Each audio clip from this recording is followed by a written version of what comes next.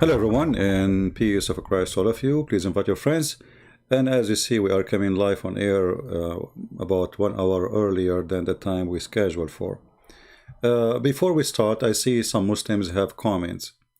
You know, we will start answering comments. Like now, we have a Muslim saying, do you admit that the translation of the Arabic Bible saying the word Allah? Mr.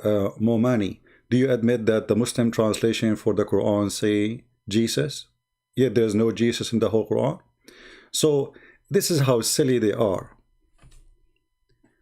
They are silly people. They are desperate to find the name of their God. You see, while we are denying that their God is not our God, they are desperate to say that their God is the same God. Do you know what does that mean? A person who have an honor, he will not wipe the face of his God in our shoes to say, please accept my God to be the same God as yours. They are bankrupt. Now, Momani, I have my Pal Talk open. If in case you are brave to call me, feel free. Before we start, there is a guy, he was, all of them, they text when I am not in the chat. The second I appear, they disappear. And this Momani is a great example. Do he dare to call me? Momani? Do you dare to call me? Do you have the courage to call me? My Skype is open. All right? If you are brave, really, if you have something to say, then feel free. A guy, his name is Zot. He said, Christian Prince, he said the Albanian, they serve for Hitler.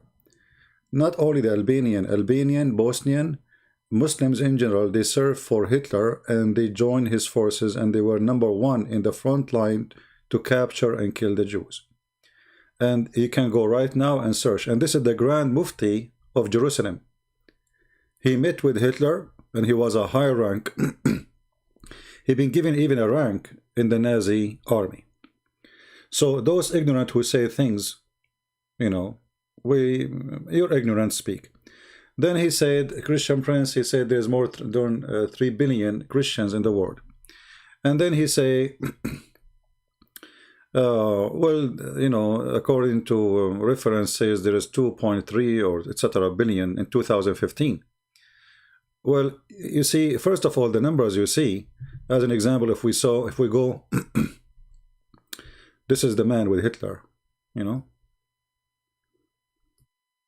What is the donkey? He said to me, where do you get this information from? Yeah. So when you see somebody making a statement and you collect those statements from websites, as an example here, it says that the Christians in China in 2015, there were 70 million. Where did he get this number from? How you can get the numbers of a Christian in China in a country persecute Christians? How you can know how many Christians in Pakistan? How you can know really exactly the number of Christians in Indonesia? How you can know, all countries where the Christians are discriminated, there's nobody knows how many there are. Same time, when they calculate the numbers, they calculate all Muslim countries as Muslims. As an example, me, myself, I'm counted as a Muslim. If you ask when they say to you, okay, let us see the ethnic who they are exist in USA. Now, if you mention that you're Middle Eastern, then you will be counted as a Muslim, because all Middle Eastern are Muslims in the count. But in fact, that's not true. The biggest population of Middle Eastern in USA are Christians, because they were migrating from long time because of discrimination. So the numbers you talk about, they are really false. Same time, China is going to be the biggest giant, a Christian nation in the world. In less than 30 years, we will have more Christian than atheist. More Christians than Christian in China, more than Christians in America. So the numbers that people talk about, nothing of it is accurate. This is just assumption. They collect information from here and there, and all those numbers are not. How in the world you calculate that USA Christians are 248 million? Where do you get this number from? I challenge anyone to tell me how you get this number from. Because there is nowhere in USA it asks you, nobody asks you what is your religion. No government, nobody. You know? Even if you want, you don't need to answer if you are a male or female. So all those numbers are really not real. Same time, they assume that Islamic countries are Islamic countries, when the Islamic countries, most of them are not Islamic at all. Anyway, we don't want to waste our time. Another thing he said about Albanian, they are not Muslims. I said that the Muslims in Albania, they are not Albanian. You see, Syrian in Syria are not the Muslims. Palestinian in Palestine are not the Muslims. Egyptian in Egypt are not the Muslims. The Muslims were occupation. They occupy the same as the Turkish. The Turkish, they occupied this land, but this is not Turkey. So if you are a fool, you do not know history, go read it. Now we go and see. Christian attention just blocked me on my main ACC. What is that?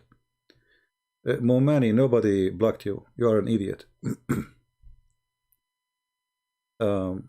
At least not me. Secondly, Momani, as long you are saying attention, attention, they block me. Why you don't call me, you coward? In the front of everybody. This guy, I'm going to block him because he's a kid. Why we do exist? Momani, you are screaming like a woman, she did mut'a according to Islam, and you are complaining you are not getting paid, yet nobody used your service yet. So what about you call me and let us see if you can do any service? Do you dare? Do you dare?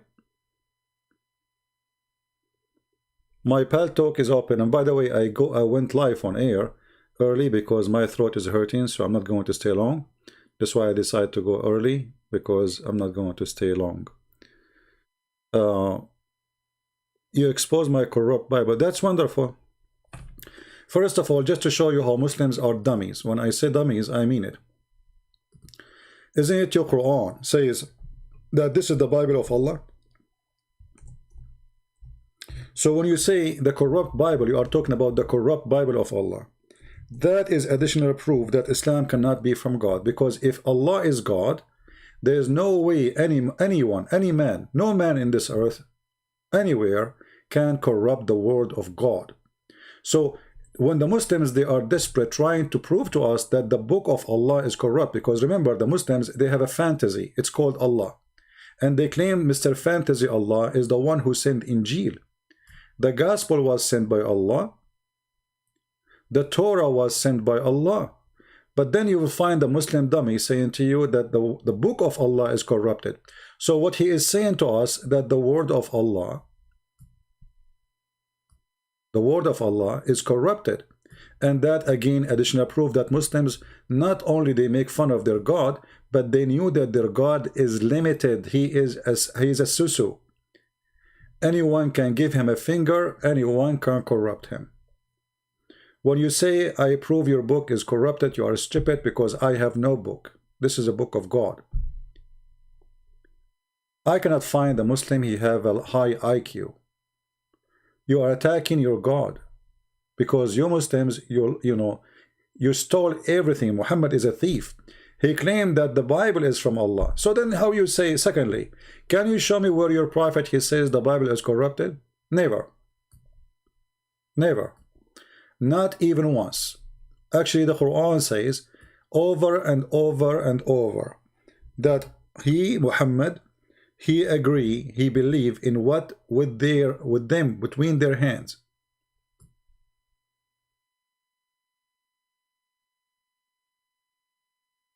Between their hands. And this is repeated when it's come to Moses, when it's come to Isa, when it's come to Muhammad.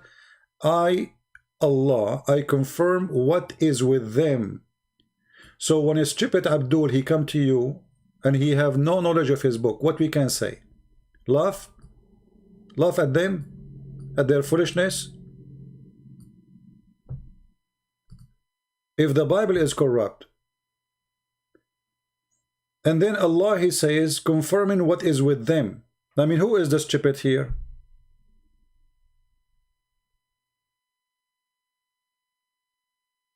You stupid idiot. All people write the scriptures in their hand, including you Muslims. You see how stupid you are? Secondly, he is saying confirm what is with them. What is with them? Whatever it is. Who the Christians? Who the Jews? So, okay, that's mean it's there. It's not corrupted. If you confirm one copy, it's mean it is not corrupted. So how you for you say it's corrupted?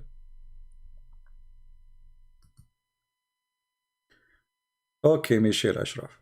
No problem. So, Mohammed, do you have the courage to call me?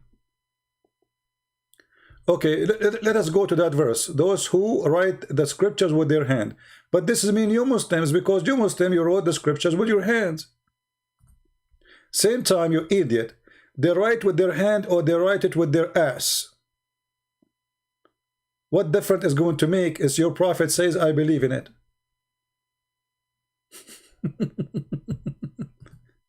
Number two, who is the one who wrote the Muslim scriptures? Who is the one who wrote? Did Allah wrote it for you? Or Muhammad, he wrote it with his bum? I don't use Zoom, you idiot. Call me in Paltalk. Call me in Zoom. Zoom, kid. What, you want to open the camera for me in the phone and you will make the monkey dance? So look at this stupid idiot. The Quran says, Inna alayna jam'uhu wa Qur'anahu.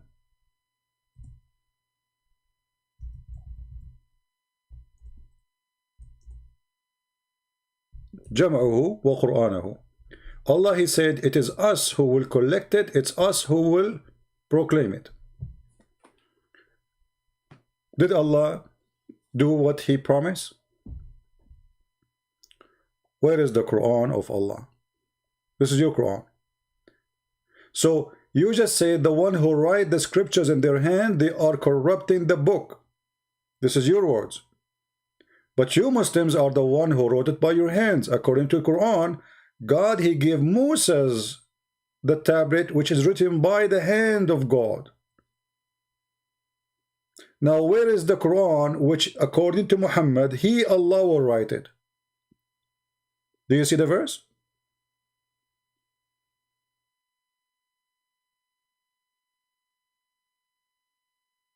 We have Mustafa Karam. How are you, Mustafa? Do you want to join us, Mustafa? Do you like to call me? Who is a Muslim? He feel like strong for today. He ate some good food and he like to call us. Mustafa, if you are here to call names and say stupid things, I will block you. If you want to debate us, you are welcome. Who is the one, who is the Muslim would like to call us? You see the topic, it says, Islam make me happy. I don't see any Muslim happy here. I see Muslims who are angry, full of hate, and they say stupid things because of their hate. I will make you Muslims happy for a second. You know, I will try to fight your, your stress. I understand you are very stressed, especially, listening to me. I mean, it's not easy. I don't blame you. I mean, put yourself in the shoes of those Abdul. You go, you fight with Hitler, and then you are defeated. You go, you join ISIS, and then you are defeated. You try to establish the caliphate, and then you are defeated. You make fabricated videos about Quran and science, and you are defeated. And then you come in the prison of Christian Prince. All of you are defeated. And the proof, no one of you dare to call me. Who wanna call me? May Hitler plus you. So if we go in the hadith, just to make you feel better, because you are a Muslim, you are angry all the time, just for comedy. Let me show you how Islam will make you happy. For me, it make me happy, to be honest with you, most of the time when I read the stories of Muhammad. Look what Muhammad, he said in this hadith. The messenger of Allah, Sulaiman, Sayyid Sulaiman means Solomon, the Jewish Solomon. Muhammad, he attached himself to the bum of every Jew. He cannot live without the Jews. He is the puppy of the Jews. So He went out to pray for rain, and he saw an ant lying on its back, raising its legs to the sky, saying, "O Allah, O Allah, we are a creature among your creatures. O Allah, we cannot live without your water. O Allah." Any Muslim there? Get lost, you coward. Zoom boy. You are the one who desperate. You know, the Muslim, they say to me, call me in Zoom because I don't use Zoom. If I use Zoom, they will say, call me in Paltalk. Kid. Oh Allah. Oh Allah. The ant, she said, oh Allah. Okay, we have a Muslim.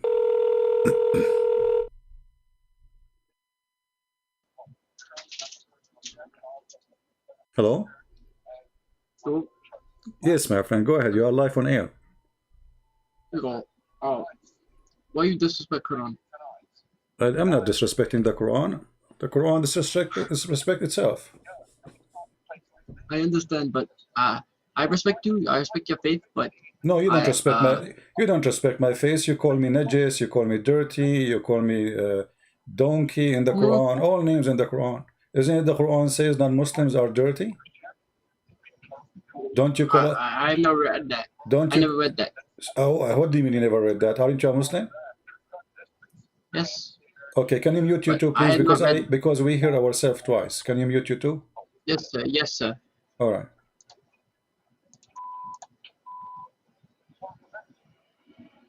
Do you that? Okay, no problem. So now, so you are saying you never heard that. Why? You don't read the Quran? No. No. My Iman tells me what to believe, but I don't read Quran much. The Imam, he told you not to read Quran? No, but I do not read Quran. I just listen to Iman. And the Imam never told you the word kuffar? No.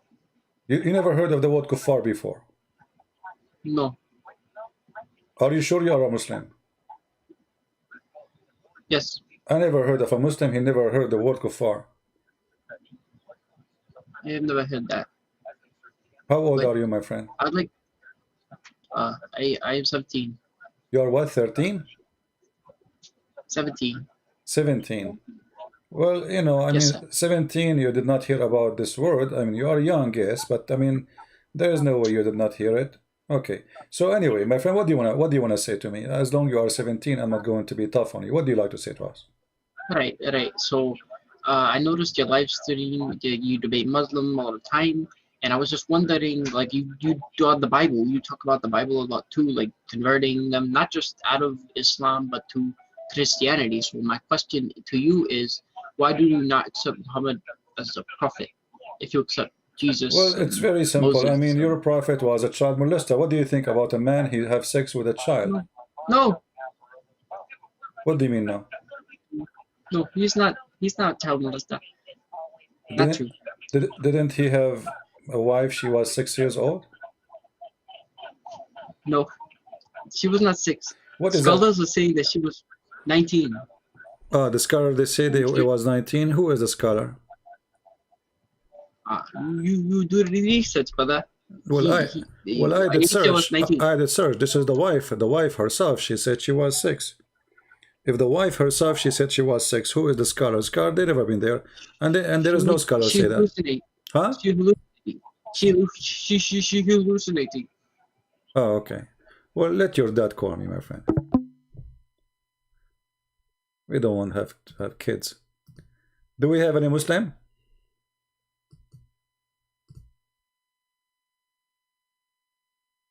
Do we have any Muslim? She is hallucinating. Yeah, all right. Okay. Any Muslim would like to call us?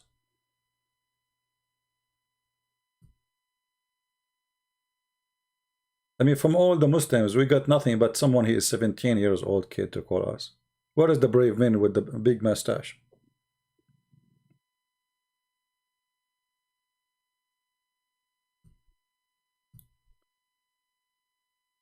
Let us see. We have another Muslim, but maybe he's Shia.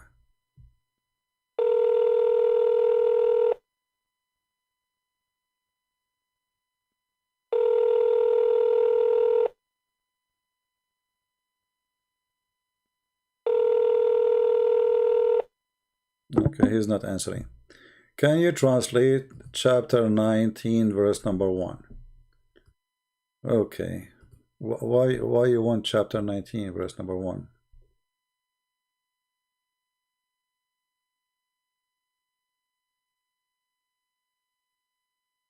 What do you mean translated? There's no translation.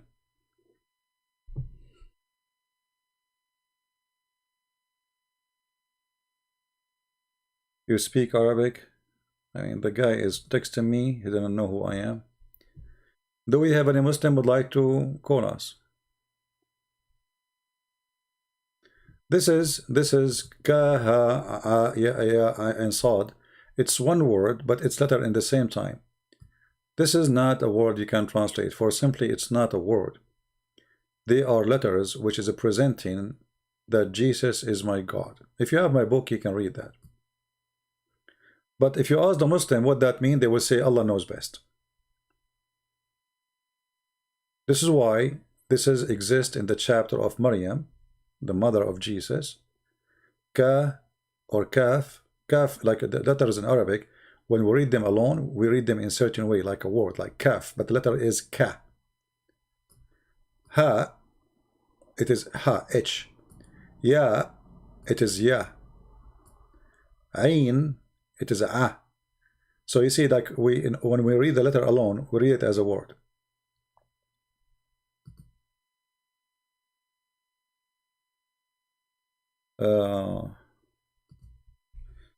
Let us see.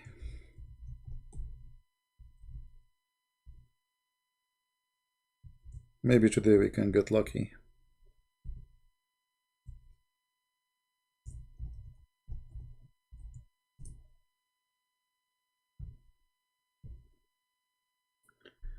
If you are a Muslim, text me. If you are not, I will block you. Please, if you are a Muslim, you can text me and I will call you. If you are a Christian, I will block you. Any Muslim? All right.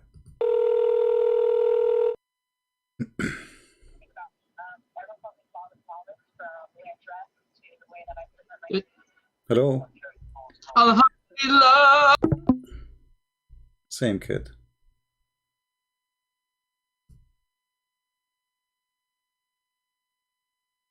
It take me 1 second to block you. I mean, so what you did, you are showing people that Islam is stupid. And none of you is smart enough to call us and speak like a what is this? Everybody is witnessing how silly this religion is. They cannot answer serious questions about their religion. It's a stupid cult. All what they do, they spam, they make noises. Once he called me, he fart. The other one, he called me saying Allahu Akbar. The other one, he called me saying the F word. I mean, what's wrong with this religion? We cannot find one Muslim he is mature. It's impossible, because you cannot be mature and you join Islam. Islam is not for mature people. A mature person, he will not believe for a second that there is a God. If you believe in him, he will give him endless private part. No way, you cannot be mature. A mature person will not believe that there is a prophet. He came out and he found an ant laying down in her back wearing bikini and her legs is up, and she was praying to Allah, saying to him, "Oh Allah, give me water." You cannot be a mature person. Simply you cannot. It's impossible to be a mature person and you believe in this cult. Prove me wrong.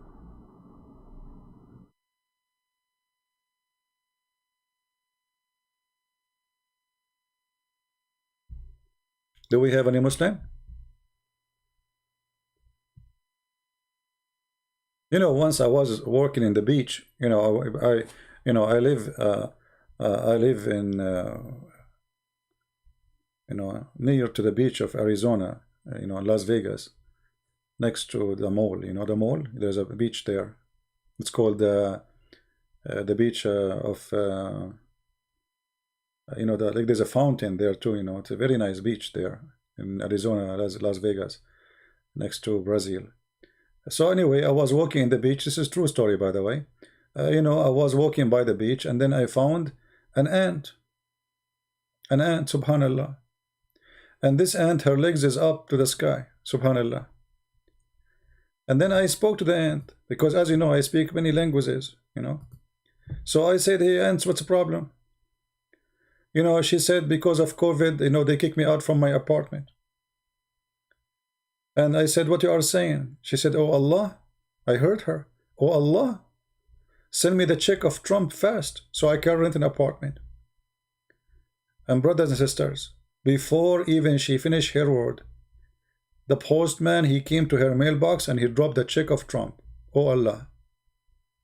Who is a Muslim believe in this garbage? And this is a prophet of God saying this? That there is a guy, his name is Solomon. I mean, Solomon, this guy is a king. He have nothing to do in his life except go out and they check for, like what, he went out to check, to pray for rain. Can't he pray inside the house? Like he have to go out. And then when he went out, he found an ant in the floor, in the ground. And this ant, her legs is up. I mean, look, this ant, she cannot pray to Allah and her legs is down. I mean, come on. That's an insult to Allah. You cannot be an ant and you do such a behavior. Shame on you. So now all the ants, I'm expecting them to pray in such a way. This is why I decide to make an experiment. I decide to collect a lot of ants and put them in a box, and I will cut the water from them. I will cut the faucet, you know. I will put them in the box, no water, and we will put like a slow motion camera recording them and see how the ant at the end, they will lay in their back and they will start praying for Allah, asking, saying, oh Allah, I want water. This is your religion. You say to me you have God. You say to me you have Quran. You say to me you have science. It's a joke. This is a prophet of God. This is a story is not even good to tell to a child. Once I said to a girl, she is like 5, 6 years old, you know, I saw a broom in a store. I said, should we buy this broom and fly like Harry Potter? She said, do you think I'm crazy? Those are stupid things. They are not real.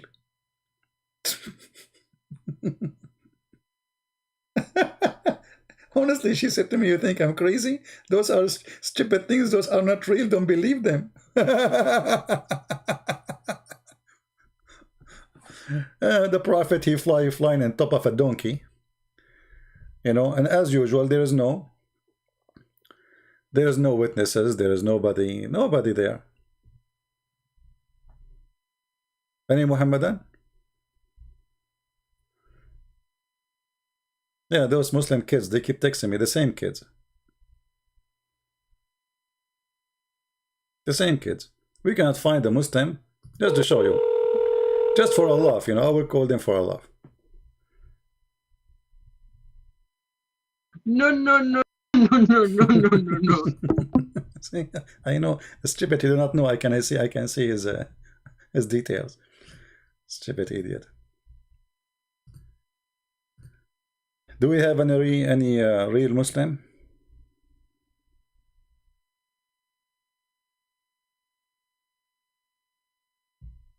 Anyone?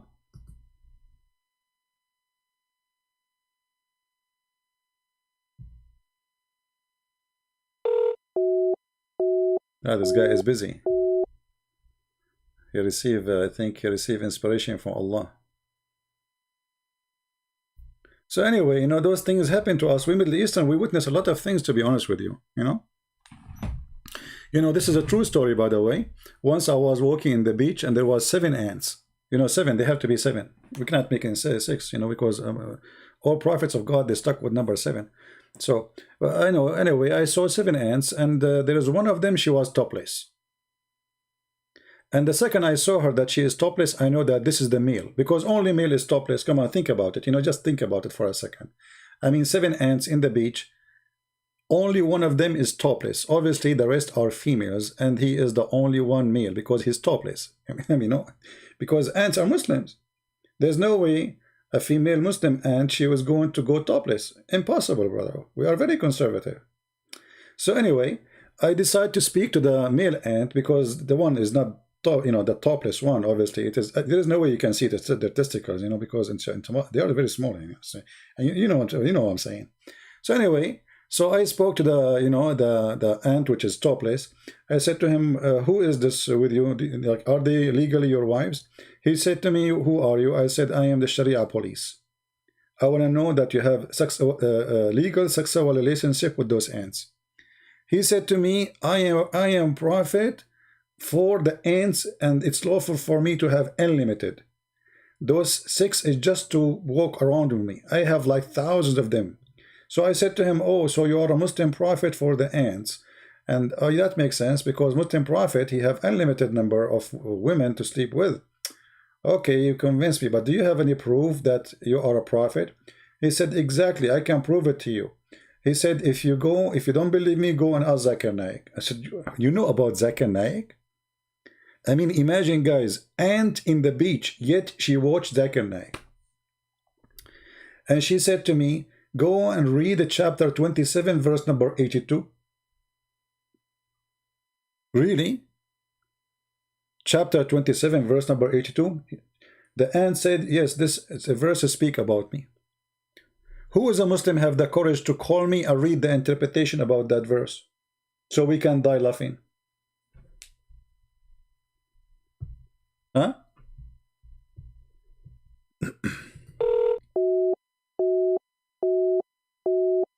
This guy, he said to me, call me, and then he's busy. I think he is the ant himself. We have another Abdul, maybe the same kid.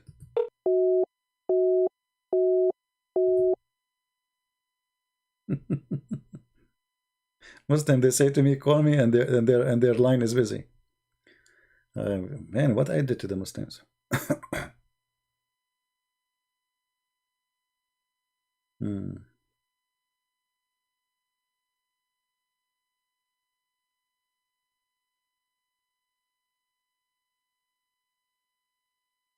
Any Abdul?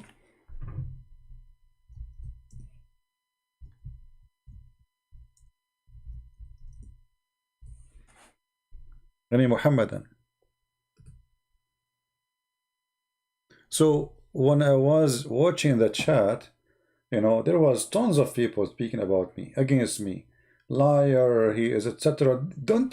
Why you don't admit that the word in Arabic Bible translation is Allah? My friend, it's a translation. It's a stupid translation, like your Quran.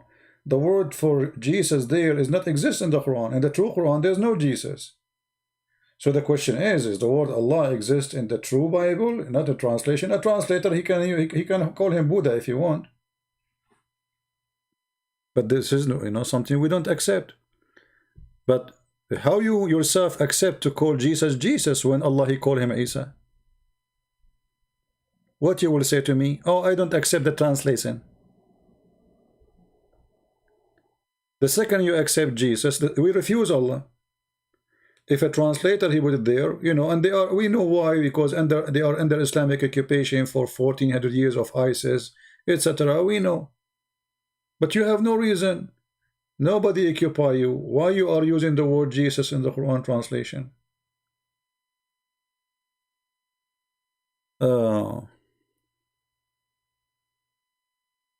Same time, our problem with Islam, my friend, is not the name. Let us say you change your name, the name of your God, and you call him,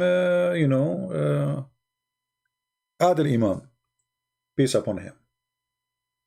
Change his name. Who care about the name? Or let us say you call him Peter, or you call him John, or you call him even Jesus. Still, your God is a false God. He does not exist. The name is not the problem. I mean, don't you see the stories? An ant sleeping in her back. This is your prophet. So, who is the one who taught Muhammad this story? Allah. I mean, be honest with me for a second. Do you think really there's a God? He have time to tell such a stupid story? If we ask Zakir Naik, who is the one who taught Muhammad this story? What he will say? Tadadin, tadadin, tadadin, tadadin, tadadin, tadadin. Christian Prince, I'm not going to answer you. How you know I'm going? How you know it's me? I know it's you because you are the only one to call me when I have intercourse. What? You are the only one to call me when I have intercourse. You are having intercourse now? Exactly. Intercourse with your wife? Christian Prince, you are a very dirty mind. I want having intercourse with the religion of Islam. You have intercourse with the religion of Islam? How you do that, man? Simply, we do intercourse, which means I'm teaching course at the school.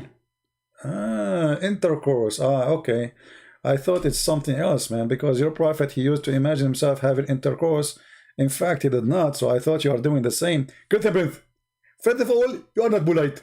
Secondly, you are very rude. Number 3, I'm going to get you busted. Okay, so Zakir, you know, I'm just asking you.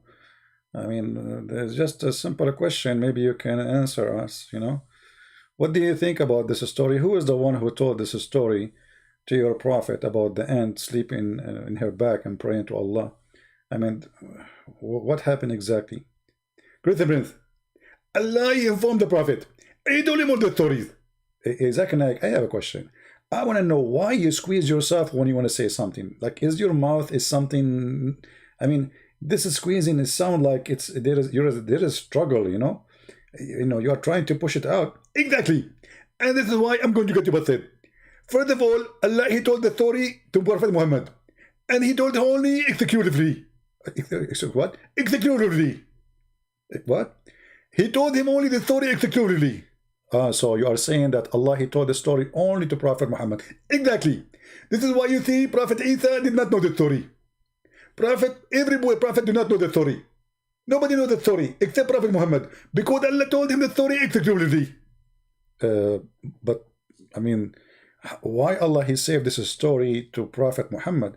Because it's a big story and have a deep meaning, spiritual meaning, that all animals are created to pray for Allah.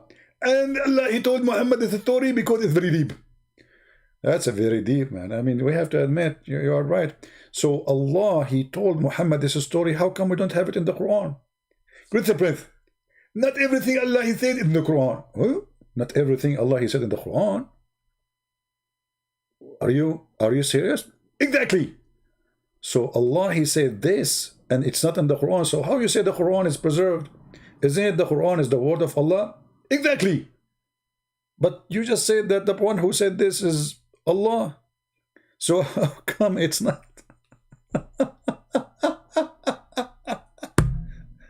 So Zakir, do you really think that Allah, he went to his office and he started thinking about writing this story and send it to Muhammad? Christian Prince, this story already written, and Allah, he put it in his tablet. Allah have a tablet? Exactly. We are very civil people, and our God is very educated, and this is why he have a tablet. Christian Prince, do your God have a tablet? No. Exactly. I mean, I lost the debate. His God have a tablet? My God don't have a tablet. But Zakir, why Allah have a tablet? He don't have a good memory? Christian Prince, Allah he wrote in tablet, so nobody will forget. But who care about they forget if he is not going to forget anyway? And if nobody can see it anyway. Isn't it your prophet, he said, Allah put the tablet between the two eyes of the angel so nobody can see it, even the angel himself? Exactly. So what the point of the tablet if he will not forget? Christian Prince, I told you that now I'm busy and I have intercourse. And because I have intercourse, I have to leave. Where are you going? I wanted to know why Allah have a tablet, but yet nobody can read it, and he himself, is he going to forget why he wrote a tablet for himself? Christian Prince, I told you I have intercourse, and I'm busy, and I'm going to leave. Thank you very much. Don't call me again. Yank up. This is God. This is religion. This is the proud Allah. This is a prophet. Ant laying down in her back, praying to Allah, asking for water. What about whiskey? Why she don't ask him for a cockroach so she can suck his juice? This is what ants do. Water. What is this? Do we have any Muhammadan?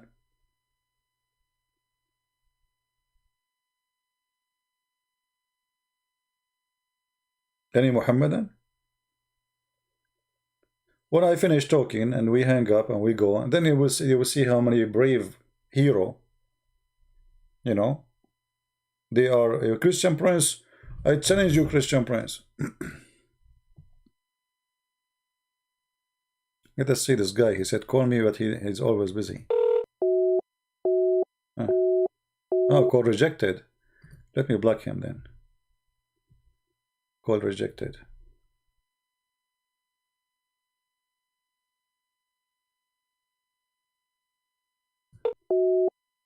Okay. A joker. Let us block him. Who is a Muslim would like me to call him? If there's anyone,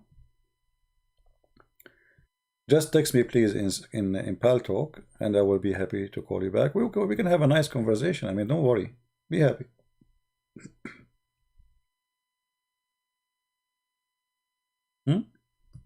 Anyone?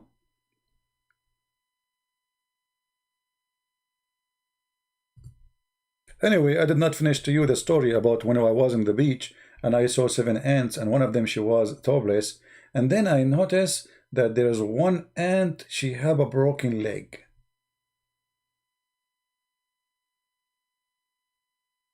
I don't know how I mean, the story have a lot of details. Guys, do you have time? Do you have time to listen to the story? The one with the there's a guy, guys. They open a chat room in Paltalk, the same program I'm using right now for people to call me. And the Muslim, they invite everybody. This guy, he claimed that he was the Pope. He was the Pope of the Catholic, and he is Egyptian. So, brother, this guy, he told them, I was the Pope, and I converted to Islam. And I was praying to Allah secretly. I wish at that time we have those recording programs. That would be wonderful. I don't know about them at that time.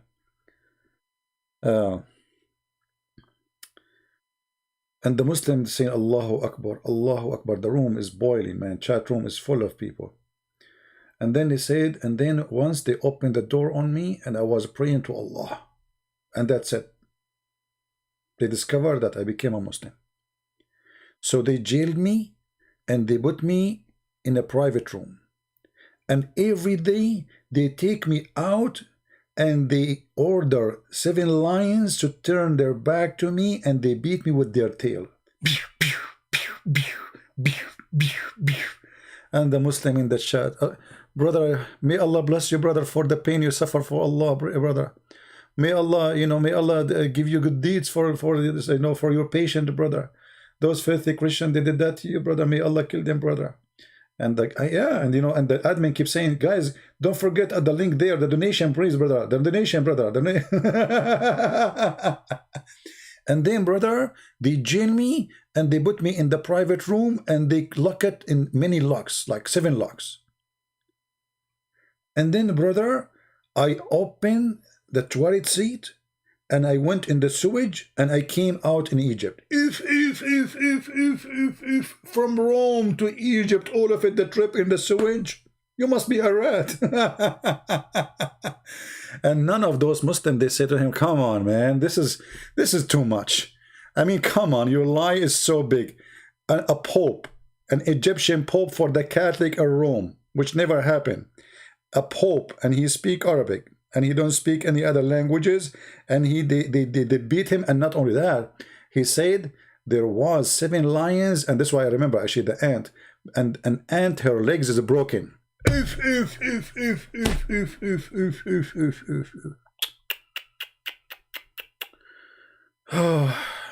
True story. So if you are wondering why they believe in such a story, those people, they tell them any story. As long as you are sponsoring Islam, they support you. Just make up any story.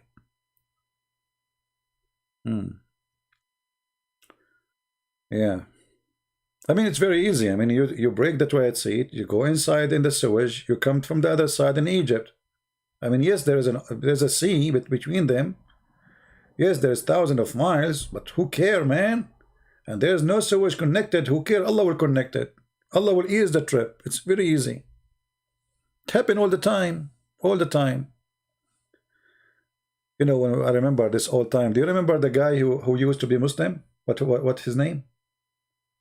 The blonde guy. I forgot his name. He left Islam, you know. At that time, he was a fool and he made things up. So he said, brothers, prove that Islam is, Allah is a true God and Islam is a true religion.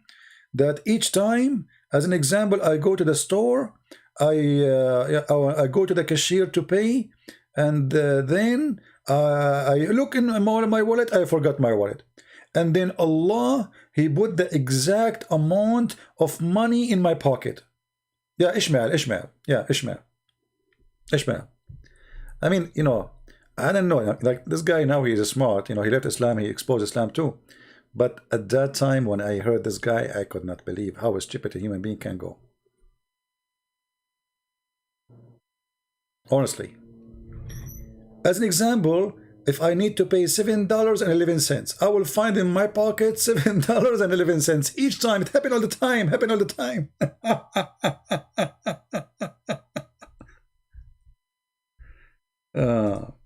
I think I have still the video on YouTube. Let us see if we can find it. I mean, I don't know. The second when you are a Muslim, you are hilarious.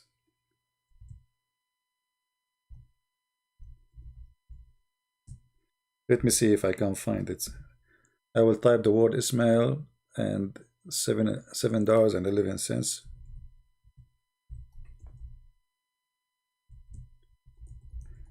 Maybe we can find it. You know, always I look back on time, and then, I mean, it's really amazing how people they say those things when they are Muslims. I mean, what happened to this guy? This guy is not really. I mean, how you go out of your mind and you say such a stupid things like this? Yeah, I don't know if I can find it. I mean, it's impossible to find a video of mine.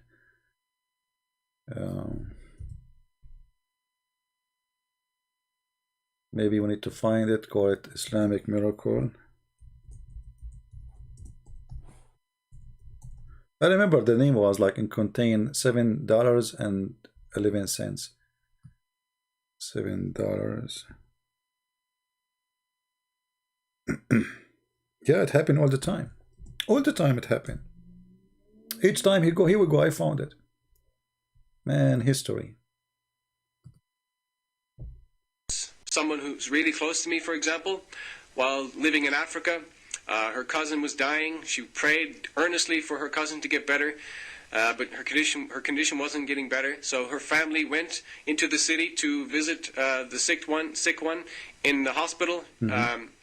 This person, of course, didn't have enough room to leave to go with him in the vehicle. It was full of people, so she stayed home. She locked the doors and windows at night, and because she was by herself, she went to her bedroom. She prayed to God, and she asked God to heal her cousin who was sick. And then all of a sudden, a man appeared in her room, standing in a white flowing gown with beautiful colors, beautiful white colors, with a smile on his face, with a long black beard, just smiling at her. And she was horrified at first, but then she realized that this was an angel from God. And of course, she was in Africa where there was no white people at that time, so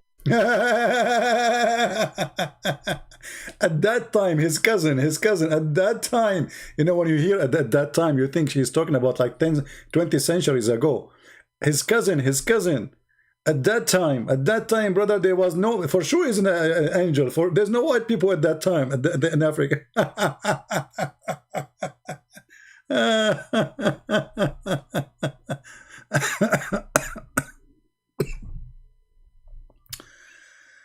Oh boy. Yeah, I found the video. And then he says, I don't want to play my voice making comment about these stupid things. Because they get... Let us see. And they live... I'm trying just to find where he says the $7. And this... Come on. He cannot sleep. I'm just forwarding the video. maybe. And then, so I just pray a little prayer to God. Checkout line, that pocket money, change, bank card with me. About what this guy is trying to say to us about more miracles. Let us see. and I don't have enough. I forget, for example, to take my bank card with me, and I've only got some like small money, pocket money, change, and a few bills in my pocket. I go to the supermarket, and then I realize when I'm in the checkout line that I forgot my bank card or my credit card, whatever it may be. And then, so I just pray a little prayer to God, please let me have enough money for all of these groceries, Lord, Allah. And then all of a sudden, it happens to me that I have the exact amount of change in my pocket. The exact amount of change.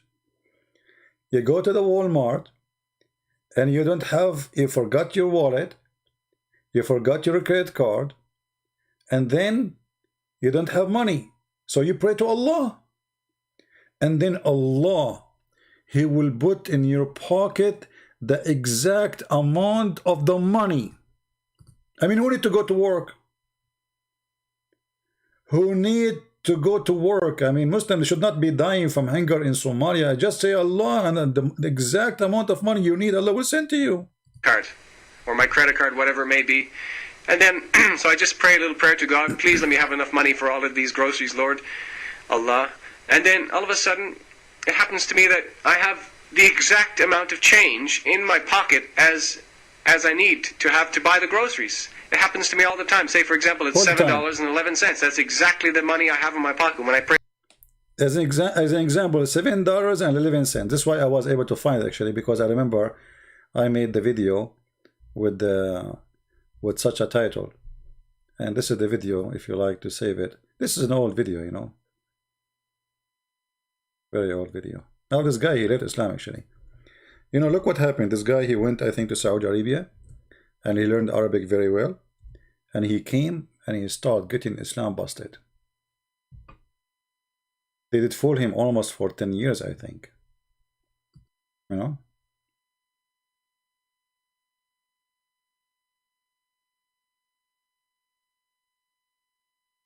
Yeah. We are not getting anyone is, you know, we are getting just Muslim kids texting me.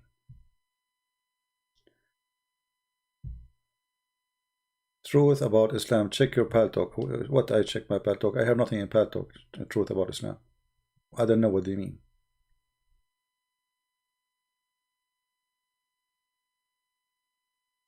Do we have any brave Muslim would like to call us? He was a Muslim for 16 years, right? Yeah. 16 years, and then when he learned Arabic, he started noticing that everything he learned about this cult is a garbage. But imagine, I mean, how this guy, he was saying those things when he was a Muslim. I don't care what he is now. I mean, obviously you have a problem, but when it is the second you convert to Islam, there is something wrong. All the time you go to the grocery store, you don't take your credit card, you say Allah, oh Allah, and the Allah, he put exact amount of money in his pocket, $7.11.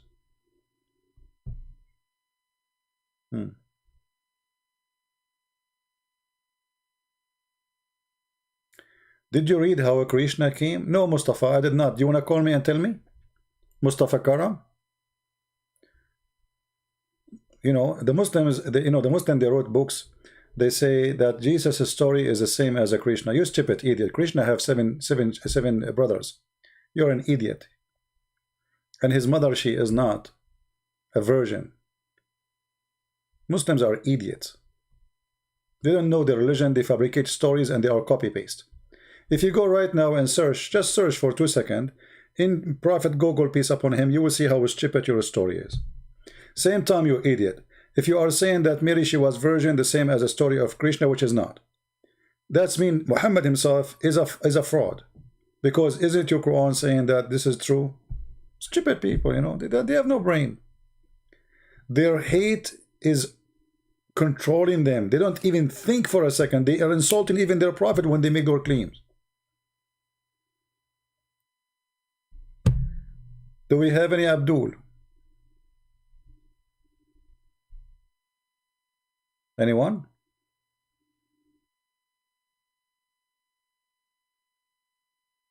Do we have any Muslim? You see, by the way, if you call me and you debate me, you can imagine how Allah will increase your deeds in the heaven, which means will increase the number of women in your bedroom. Don't you want to have that? Don't you want to have a power like Prophet Muhammad, the power of 4,000 men in bed?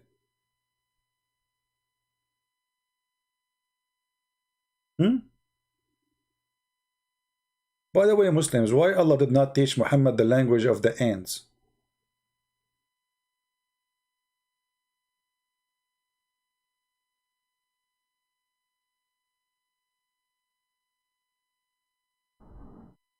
Bahibak? But Bahibak mean I love you. Why somebody is a Muslim call himself Bahibak? Let us see.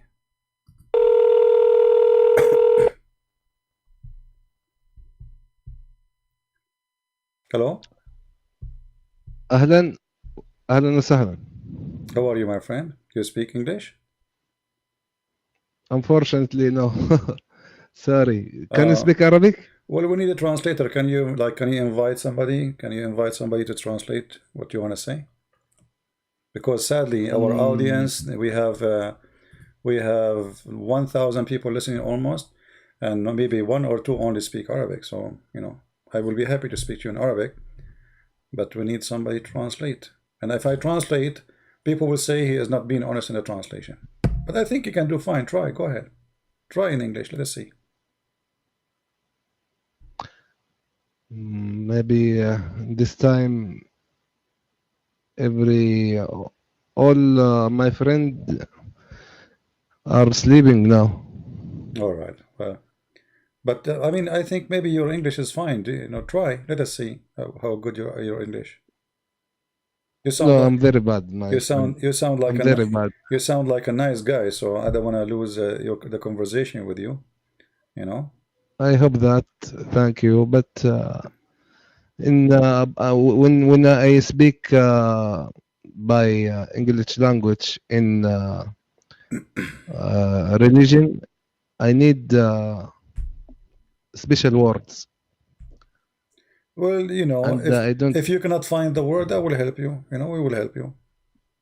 Why Muhammad is a prophet? What's your name first, if you don't mind? Baha. Baha. Oh, okay, I got your name wrong. So, all right. So, you mean Baha, right? Yeah. Okay, Yeah. Baha. All right. Baha'uddin? No, just Baha. Baha. Okay. So, Mr. Baha, why Muhammad is a prophet? I can't speak English. Sorry. Okay. I can't. Tell me in Arabic why Muhammad is a prophet. I will translate to the people if you allow me. Do you speak Arabic? Yeah, a little. طيب أول شيء عرفني من نفسك أنت فين وهتكلم مين أنت يعني في أي موضوع؟ اسمي كريستيان برنس وأنا معاك الحين بالبالتوك واليوتيوب والتوبيك الإسلام. تفضل. أنت في غرفة مسيحية بلتوكية؟ لا نحن الآن في اليوتيوب مباشر على الهواء. He's asking me, guys, what's your name, you know, what do you do, where are we now, etc. So I'm informing him that we are speaking to him in Paltalk, but we are live in YouTube. So لماذا محمد هو رسول? Why Muhammad? Why you think Muhammad is a prophet? Go ahead. والله في البداية أنا أقول إنه الله عز وجل سبحانه وتعالى يصطفي من عباده من يختارهم هم. Okay. يصطفي الأخيار والذي هم يعلموه الحق. فاصطفائه لا يسأل عما يفعل وهم يسألون. فالاصطفاء الرباني هذا أمر يعني ما نقدر نحدد ليش محمد تحديدا أو ليش إبراهيم أو ليش سعد أو ليش أحمد. هذا اصطفاء رباني. Okay. لكن ليش أنا إن كان هذا هدف سؤالك. خلني ترجم لهم وأرجع لك. So guys, I ask him why Muhammad is a prophet. He says Allah he choose as he wish, and we cannot ask Allah why he chose Muhammad. He chose whatever he want, and Muhammad was chosen. Okay, سيد بهاء تفضل. لماذا محمد هو يعني نبي الله اختاره على أي أساس؟ الاختيار يعني القرآن. نعم. القرآن يقول على سبيل المثال أن وامرأة وهبت نفسها للرسول. So I'm saying to him, guys, okay, Allah he chose him, but the Quran said that a woman she give herself to the Prophet. امرأة وهبت نفسها للرسول. ما خص هذا بكونه رسول؟ يعني لماذا يرسل الله آيات قرآنية تقول امرأة وهبت نفسها؟ ما علاقة النساء في السرير مع محمد بالله ودين الله؟ تفضل. What is the relationship between the verses saying any woman she can give herself to the Prophet so he can sleep with her, between that and Allah? What is the business of Allah for this? Go ahead, Muhammad. Or Baha, sorry. Okay. الله عز وجل سيد الكريم أحيانا يأتي بقصص للنساء وللحيوانات وللأطفال وللحروب وللأمور ولجميع هذا. المقصد منها مقصد تعليمي لنا ومقصد تشريعي. إنه أنت يا مستمع يلي تقرأ هذه القصة تفهم المحتويات التشريعية التي بها. مثل ما هو موجود لعيسى إنه فين كان في الكتاب المقدس مثلا وفي كتب التوراة والإنجيل، أحيانا يتناول قصص شخصية المقصود منها التشريعات. Okay, let me translate. So guys, he's saying the purpose of those stories is to teach you things and to teach you the religion and the law. But I'm going to say back to him now, and I will say it to him in Arabic, but I will say it first in English, as long as we are speaking English now.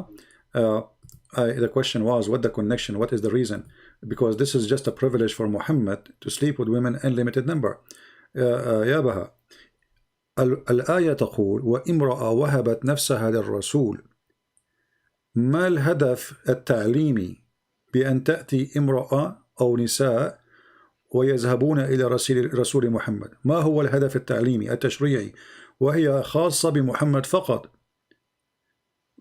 محمد ليس بأعزب، محمد متزوج بالعديد من النساء، فلماذا يقول الله وامرأة وهبت نفسها للرسول؟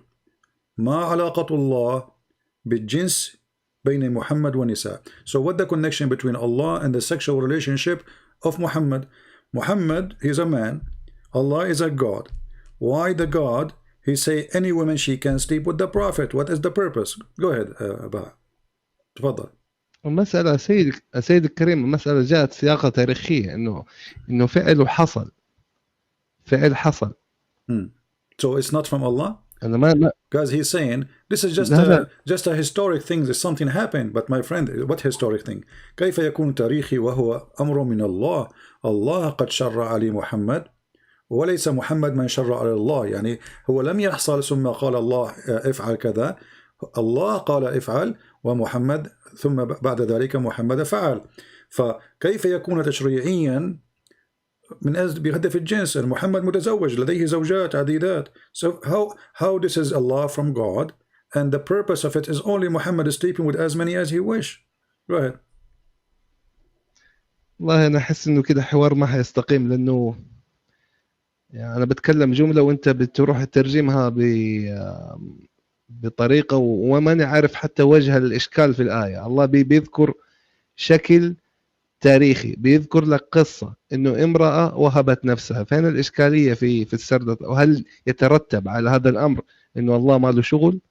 أنت فاهم موضوع كيف؟ يعني ما أدري. Guys, he said to me, I'm translating as I wish. So if you speak English, translate. If you do not know, then bring me somebody to translate. You know, this is what Muslims they do always. They complain. Secondly, he says, okay, well, Allah, he is the one who make it for him, and about a woman, she offer herself. What the problem? This is history. My friend, it's not history. Any woman, she can offer herself the Prophet. This was a privilege to Muhammad. هذه كانت هدية من الله لمحمد خاصة بمحمد وليس بالمسلمين. أي امرأة تهب نفسها بدون مهر، بدون ولي، بدون أي شروط للرسول لكي ينكحها الرسول، وتقول لي يعني ما خاصة هذا بهذا؟ كيف يكون رسولا متفرغا للعبادة ونشر الدين ثم نأتي بآية وتأتي عائشة وتقول إني أرى ربك يسارع إلى هواك يا محمد. عائشة اكتشفت أن محمد يفبرك الآيات ويدعي بأن هذه آية من الله، ولهذا قالت عائشة إني أرى ربك يسارع إلى هواك يا محمد. I will translate what I said to the people. I said to him, what does this have to do with the history? Muhammad, he fabricated verses saying that any Muslim woman, she can give herself to the Prophet, and this is only a privilege for Muhammad. And then Aisha, she got Muhammad busted, and she said, well, I see that your God, he rushed into your desire, Muhammad, I mean your sexual desire. So what the business of Allah with this? I mean, Muhammad had many wives. Why he need more? And they are not even, you know, I mean, they are just offering himself. This is a shame. Why there's no men left in this earth? Go ahead. تفضل. أنا في البداية ودي إنك تكلمهم وتقول لهم هذه المعلومة، ترجم الكلام اللي أنا بقوله أرجوك. Go ahead. قول لهم إنه إحنا مصادر المصداقية التشريعية والمعلومات عن الله عز وجل والإسلام بشكل عام هي مصدرها أولا القرآن. ترجم الكلام هذا بعدين نكمل لك الباقي. He is saying that according to Islam, the first source for Muslims is the Quran. The first one is Quran. Go ahead. الشيء الثاني قصة عائشة هذه ليست في القرآن. تفضل. And secondly, قول أنا معك. Secondly, the story you said about Aisha, it's not in the Quran. So where it is? الأمر الثالث عندنا مصدر وحي أو مصدر إلهام، ما هو ليست مصدر وحي، مصدر إلهام نأخذ منه المعلومة ألا وهو الحديث الشريف. تفضل. The third source for information about Islam is the second source is hadith. But my friend, the one I gave you is hadith. عائشة ما قلت لك هو حديث موثوق. اوكي بس اسمع، اصبر حبه. وعندنا الاحاديث ينقسم الى قسمين. كمل. And we have the hadith, they are divided into two sections, which is not true. يعني من علمك الحديث قسمين بأي كتاب هذا؟ بتسألني ولا تختبرني؟ أنا أسألك بأي علم هذا تقول أن الحديث قسمين؟ بس خليني أخلص أنا اللي أبغى أقوله بعدين. طيب. خليني أخلص اللي أبغى أقوله عشان لا تكثر الأسئلة ويصير الحوار الجدلي. أوكي. المصدر الثاني هو السنة النبوية الشريفة. And the third source is the Sunnah of Muhammad, which means what Muhammad did and said. But isn't this is the same as in the Hadith? Anyway, continue. الشيء الأمر الخاصية في الحديث إنه عندنا أقوال منسوبة للرسول وأفعال منسوبة للرسول وللصحابة الكرام صحيحة وفي غير صحيحة. تفضل. And there is some hadith are true and some hadith are not true. My friend, don't waste my time. The hadith I'm mentioning to you is sahih. So you do not need to give me all this presentation. الصحيح الحديث الذي قلت لك لا هو صحيح. ايش عرفك انه صحيح؟ ايش عرفك انه صحيح؟ صحيح البخاري أليس بصحيح؟ ليس كله صحيح. صحيح مسلم أليس بصحيح؟ ليس كله صحيح. طيب أثبت. تفضل. Guys, I said to him, this is Sahih Bukhari. He said, not all Sahih Bukhari is Sahih. This is funny. Sahih Bukhari, not all of it Sahih. Now, do you see anywhere it says, هل رأيت يعني بأمانة يعني أنت رجل ونحترم فيك الرجولة يا سيد بهاء، هل بأمانة هل رأيت في أي مكان قال فيه المسلمين بأن هذا الحديث ضعيف؟ بأمانة. Did you see anywhere the Muslim they say that this story from Aisha is weak or not authentic? Be honest. Go ahead. لا wait انتظر. مو مشكلة إنه أنا لما أحاور إنسان ما يعرف علم الرجال وما يعرف هذا تظهر هذه المبهمات، لكن أنا أتفهم هذه المبهمات منك إذا كنت جاهل فيها أوعيك فيها، بس لا تأخذها بمبدأ جدلي.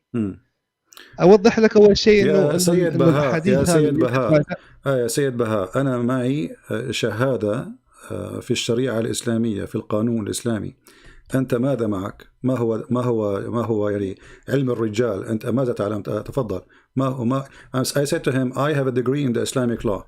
So what is your degree? Because he said to me, the problem we are talking to people who they are ignorant, do not know much about Islam. So, and the science of Islam. So I said to him, I have a degree in Islam. What do you have? So ما هو تعليمك يا سيد بهاء؟ الحين ما أدري إحنا بنتكلم في مسألة تعليم ولا في مسألة دين حاليا. You are the one who said to me. You are the one who said to me. You are the one who said to me that I do not know, and you are going to teach me. And now I have a degree, you don't. So now I'm asking you, honestly, do you have any proof? Do you have any proof that this hadith in front of us is not true? هل لديك أي إثبات؟ يعني بدون مماطلة ومجادلة وكلام يعني لا يضر ولا ينفع. هل لديك أي إثبات؟ سيدي أنت لا ترجم الكلام اللي تبغاه. دقيقة عشان نكون إنسان، أسأل الله أنك تكون على حق، أتمنى أنك تكون على حق. لا ترجم الكلام اللي تبغاه، والكلام اللي ما تبغاه ما تبغى لا ترجم. I translate قول الكلام اللي أنا أقول. And people are my witness. You can download the video and you can give it to your friends. I translate everything. He said to me, guys, please don't translate the one the word you like and the word you don't like. You don't translate. I translate everything you said. I'm asking you. أرجوك. I'm asking you. ترجم لهم الكلام اللي أقول لكم. I just did. Don't complain, my friend. Don't make me hang up on you. And then I say, okay, when you get somebody to translate, call me, because you are complaining. And what I can do. So, do you have a proof before you go? هل لديك إثبات بأن هذا الحديث الذي أنت ادعيت قبل هذا أنت لا تخليني لا تقطعني. قد ادعيت باطلا وبهتانا. قد ادعيت باطلا وبهتانا بأن هذا الحديث مفبرك. هل لديك إثبات؟ I'm saying to him. أنا أعتذر من الحوار. He apologized from talking. He want to leave because I asked him, do you have a proof that this hadith is not true? So now he is going to escape. Is that fair يا لا ما. هل هذا عدل يا سيد بهاء؟ أنت رجل والرجال قليل. أنا أسألك وأنت رجل. لا. لماذا تهرب؟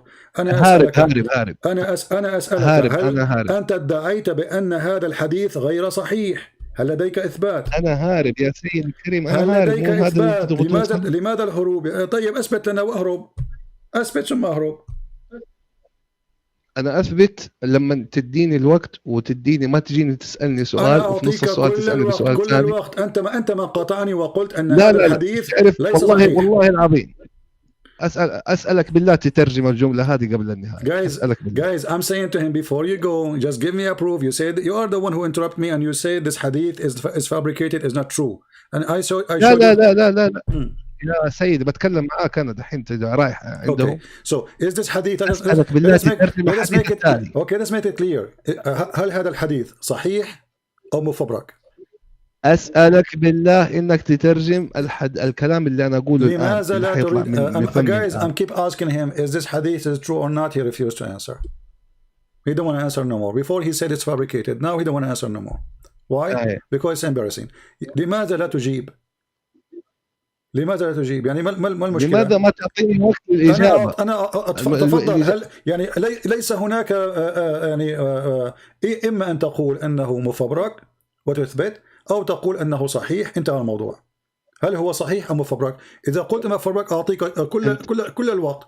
If you say this is fabricated, I will give you all the time to prove it. If you say this is true, that's mean we agree both of us. There's no need and you continue. Go ahead. هي المشكلة عندك إنك تبغى إجابة بإيوة أو لا بدون تفصيل في هذه المسألة. وإن حاولنا نفصل لا. أنا أريد إجابة ثم فصل. الإجابة ثم فصل. He's saying, guys, the problem that you want either yes or no without details. I said to him too, no. I want yes or no and give us the details. I did not say I don't want details. No problem. Give us the details. But either you say to us yes or no. جميل. أوكي. هل لا زلت تضرب امرأتك؟ ترجم الكلمة هذه. He is saying to me, do you still beat your wife? I don't beat my wife. Your prophet he did. And you Muslims beat your wives. تسألني هل تضرب امرأتك؟ نحن لا نضرب النساء. لا. هل لا زلت لم أقول لك. شوف حتى أنت في ترجمتك أخطأت. أنا قلت هل لا زلت تضرب امرأتك؟ Yeah, he said. You say me, do you still beat your wife? Right?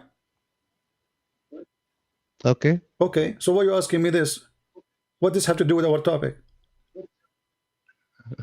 هذا السؤال اللي إجابته إن جاوبت خطأ فأنت مخطئ، وإن جاوبت نعم فأنت مخطئ. أولا أنا لست متزوج يعني فإن قلت نعم فقد كذبت، وإن قلت لا فقد كذبت أيضا، فأنا لست متزوج أصلا. I'm saying to him, first of all, I'm not married, so if I say yes I beat her, I am lying. If I say I did not beat her, still I'm lying because I did not marry yet. So I mean what does have to do with our topic, my friend? ما علاقة هذا السؤال الغريب العجيب بالحديث? What is the connection between your question and this hadith? It is in your Quran in chapter 4 verse 34 في سورة النساء سورة النساء الآية 34 تقول أول مرة أشوف تجيز لك السؤال أطول من الإجابة. ضرب النساء أول مرة ضرب النساء في الإسلام جائز ومشجع عليه. جميل. أنا جميل. أسألك ما علاقة جميل. هذا جميل. ما علاقة السؤال بهذا? I'm saying to him, this is in the Quran, it says you can beat your wife. Why are you asking me? He want to change the topic, that's it, you know. This is what Arab people do. You ask him about potato, he answer about tomato. نسأل العرب عن الطماطم فيردون عن البطاطس. أنا أسألك عن حديث عائشة وامرأة وهبت نفسها للرسول فقالت له إني أرى ربك لا يسارع في هواك يا محمد. أنت قلت هذا حديث غير موثوق. أثبت. ترجم الكلمة هذه اللي حقولها أرجوك. ممكن؟ He's saying to me, guys, قول please أنا translate what I'm going to say. Go ahead. أول مرة أنا أشوف سؤال أطول من الإجابة. He's saying this is the first time he hear a question is longer than the answer. No, this is not the first time, my friend. Isn't it you're a prophet? He says that when they ask you, do you believe in Allah? You say, yes, I do. That's it. The question is longer and the question is shorter. So look like you do not know your Quran. Is it? ليس قد ذهب وولى حلق مع الريح. He ran away.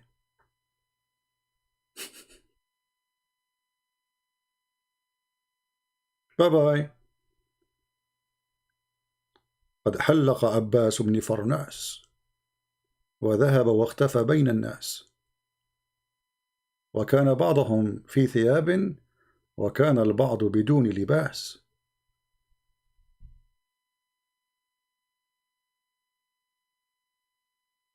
He ran away.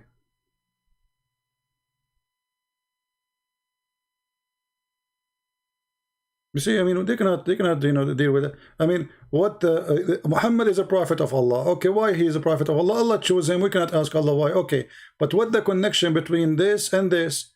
A prophet making verses saying any woman she can give herself to the prophet. What does have to do with God?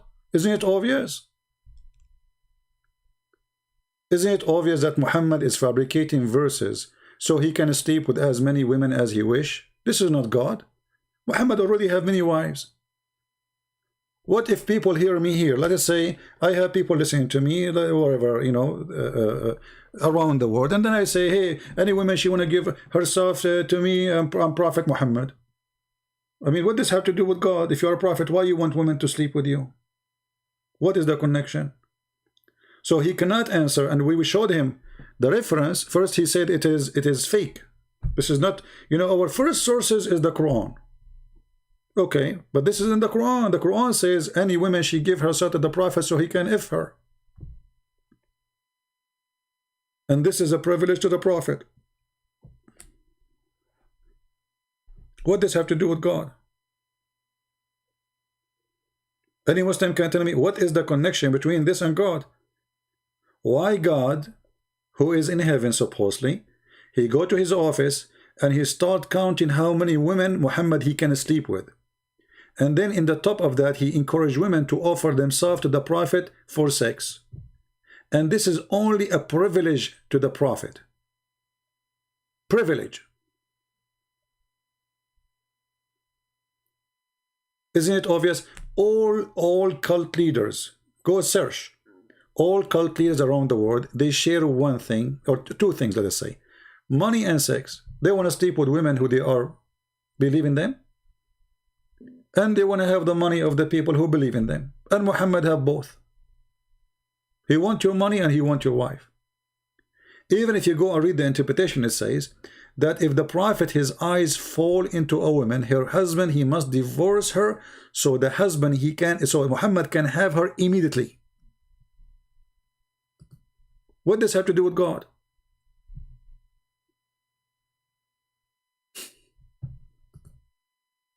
You know what I mean? What does this have to do with God? Who is a Muslim can tell me what is the connection? How this can serve Islam? How this can serve Allah? Muhammad is sleeping with more women.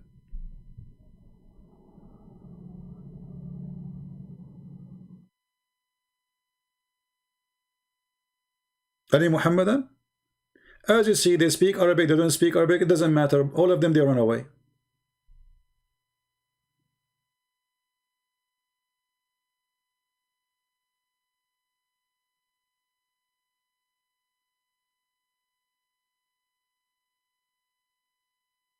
Do we have any Muslim? And the funny, he's, you know, like, I told him, okay, go find a friend for you to translate. He says, I don't think you're translating. He don't, you know. They love to play victim. They love to play victim.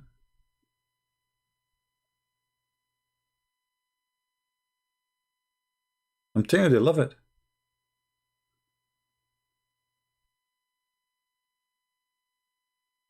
If we are Zakir Naik, why Prophet he received those verses from Allah?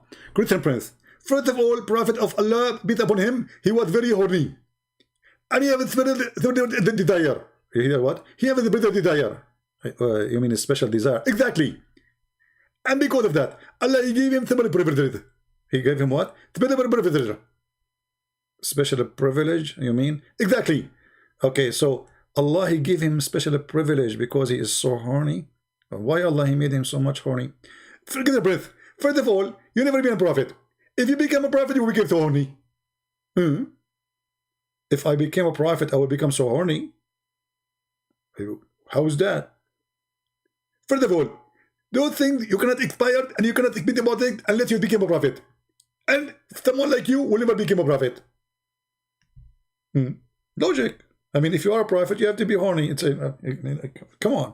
It's like it's an automatic thing, you know. Like you became prophet right away. Allah, he like he put some extra, you know, you know, in your, you know, and then like, what is this? This is a prophet of God. What is the connection? And the funny, there was a video made by the Deen Show. He said they were asking him. So the guy, they get a sheikh. So what is the proof that Muhammad is a prophet? He said, okay, let us ask those questions. What is the benefit for Prophet Muhammad from all of this? He got humiliated. They kick him out. He got no benefit. I mean, oh, look at the benefit. The fifth of the booty. The best of the booty. Any woman can offer herself to him. Women is sleeping with him. Money like rain. Women, people are fighting over even to give him gifts. The wives of Muhammad, they are fighting over the gifts. We can show the reference. And then the Muslim, they say to us, Muhammad, when he died, he borrowed money before he died from a Jew, from his neighbor. What Jew? What neighbor? Muhammad, he killed all the Jews. What neighbor? Where is there's a Jew neighbor? Isn't it Muhammad? He kicked them all from the Arabian Peninsula and he killed all of them. Some they were lucky, they left and they run, and the rest he killed them, and he borrowed money from the Jew. He stole all the Jews' money. There's no Jews left. They try to present to you that Muhammad was the Dalai Lama. He wear a sheet, and all day he have his hand like close to each other, and he says zucchini, zucchini, zucchini, zucchini, zucchini, zucchini. Hey Muhammad, what is zucchini and what zucchini? First of all, I can explain to you what zucchini and what zucchini. This is from the code of Allah. I mean, this guy, even he cannot even explain his book. Have you ever heard of a prophet of God? People ask him what this verse means, he do not know. Have you? A prophet of God, the second you ask him a question, he go in the coma.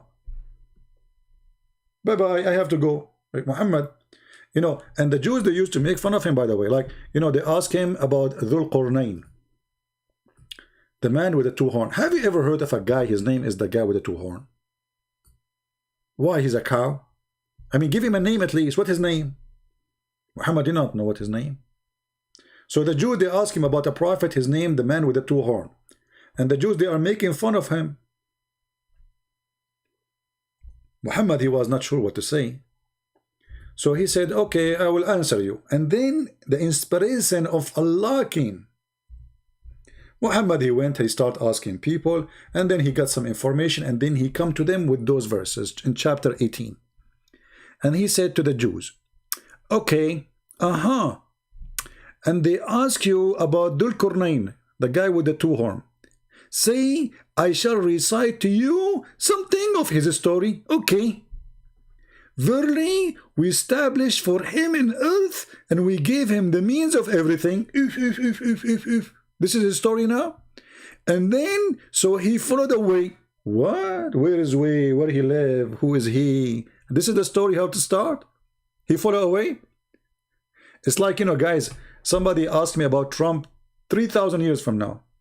And then I say to you, he have this, Mr. Trump, he used to have a Trump in his head. And then he followed away, and he found himself in Washington, D.C. At least in my story, there's Washington, D.C. Here. We never know where he go. Where does this guy go? So he followed away until he reached the sitting place of the sun. He found where the sun set. You can't be serious. I mean, you know what? I'm traveling for the last 20 years trying to find where it's at. I could not find it. And look how easy it was for Dhul Qarnayn. He keep going, driving, and then at that time they don't have driving. Come on, don't lie. Hey, Christian Prince, come on, don't fabricate things. Hello, you know, Christian the Great, he don't drive. He used to take a dragon, you know, a horse. So dragon, and then brother, he arrived where the place, where the sun, there's a place. Yeah, there's a place. That place is very, now it's known. Before it was not known. Because Dhul Qarnayn discovered it. So he arrived where the sun set. And he found it sitting in a spring of muddy water. That's deep.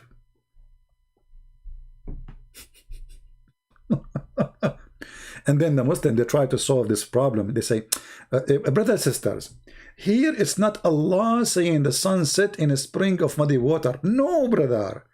Allah saying that Dhul Qarnayn, he thought it set in a muddy, where he thought, where anyone, do you say, it says Allah is talking, it's not even Dhul Qarnayn. Allah telling him what he found. He found it. It's a find. It's not he thought. But because now it's very embarrassing, so we have to come with all excuses, otherwise the Quran, all of it is a joke. Do we have any Muslim want to say anything?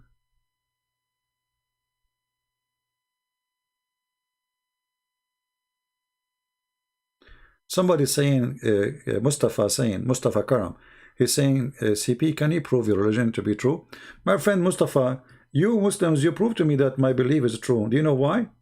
Because you're desperate trying to make me believe that my God is your God.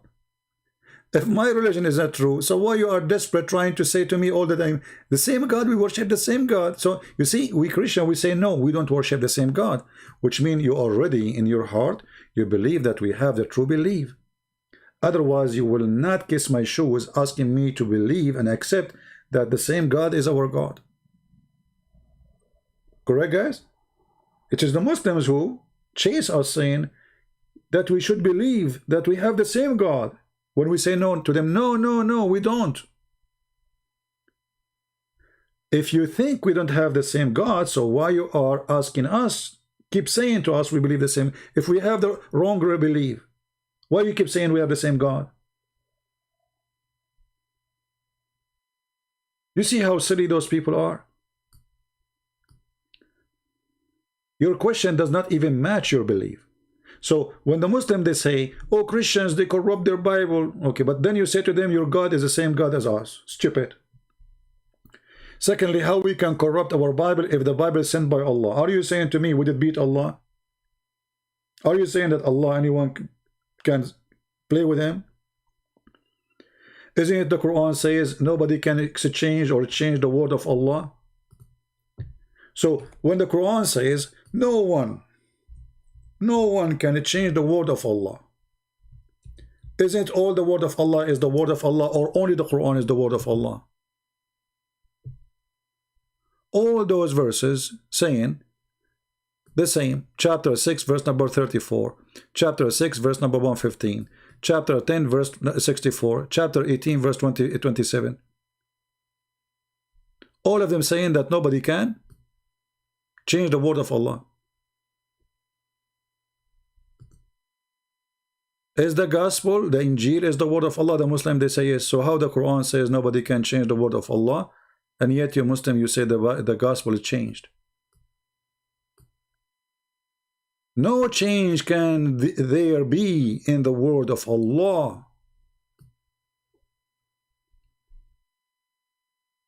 Is that a false prophecy? Did Muhammad make a poo-poo here? Did Muhammad spoke foolishness when he say this? Because if the gospel is changed and nobody can change the word of Allah, then nobody can change the word of Allah. The word of Allah is whatever Allah he said. If the Torah is the word of Allah, and the Injil is the word of Allah, and the Quran is the word of Allah, that means nobody can change the word of Allah.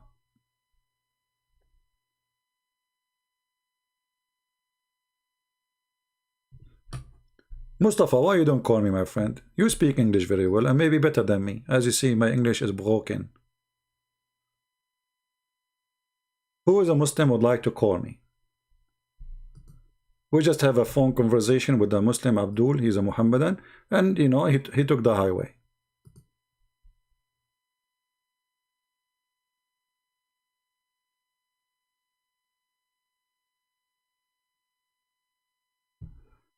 Yeah, and then the Muslim, they found Muhammad in the Bible. Moonlight, please don't spam the text, my friend. Even YouTube is blocking you. Guys, don't spam the text. Don't. Why you do that? Come on, don't spam. Just post it, and there's no need for 1,000 laughing things. Okay, there's hold and then standard narrative holes, whatever, you know, easy.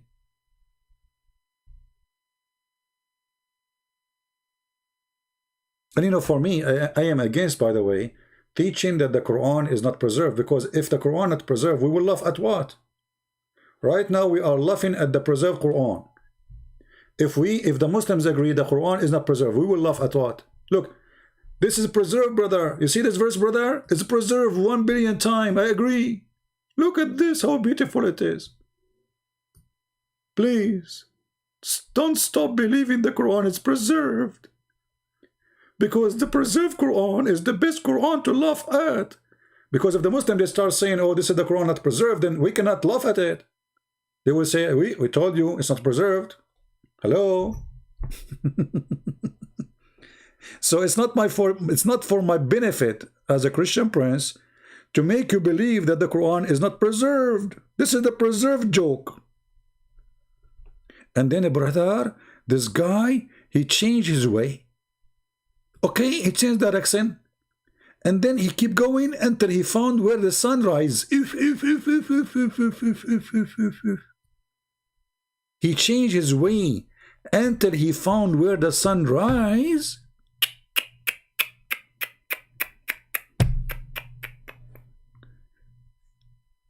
I never thought that this can happen to any man. Finally, there's a man. He was able to find where the sun rises, and he found it. He found what? The sun rising on a people whom Allah provide them no shelter. The Muslim, they say this is the ozone.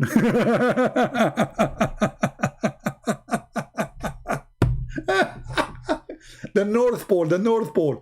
You idiot, the sun rises in the North Pole. You idiot. Potato. This is how the sunrise, Muhammad, I mean, this guy, he found the sunrise in the North Pole. Hello? Ozone. And then he found their people. And those people, they said to him, there is people who they are not people. What? There's people, they are not people? Yes, they are not a human. Their name, the people are Gog and Magog. They are not a human. Hold on, let me search for you, Gog and Magog. Guys, are you enjoying this comedy? Be honest with me. Isn't it this is better than any comedy show ever you saw in your life? It's better, right? I mean, come on. Face it, face it. Face it or leave it. Yeah, brother. Okay, brother, okay. Yeah, it's a true story. Nothing here is not true story. Let me find you the pictures of Gog and Magog according to the description of the Muslims. Give me a second.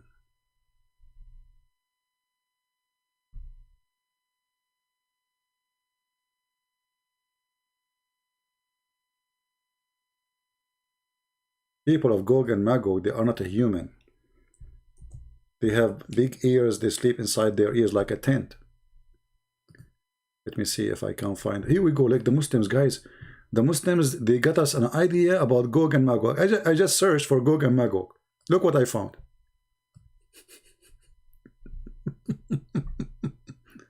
Let me put it for you on the screen. Hold on. I mean, the Muslims, they have a very nice imagination. Brothers and sisters, let me introduce to you the people of Gog and Magog. Ta-da-da, ta-da-da, ta-da-da. Ta-da-da, ta-da-da, ta-da-da. Gog and Magog, Gog and Magog. And the prophet, he spoke about Gog and Magog, and he said that each one of them before he die, he will have 6 until he have 1,000 baby. So those guys, the one you don't like, hello, they are very good in boom boom. 1,000 baby, each one of them. So if we are 7 billion human being, so based on this, each one of them, I mean, if they are, if we are 7 billion, they have to be 1,000 more than us, 1,000 times. So they have to be trillion, billion. Oh. Look at this one. This one is even nicer. Gog and Magog.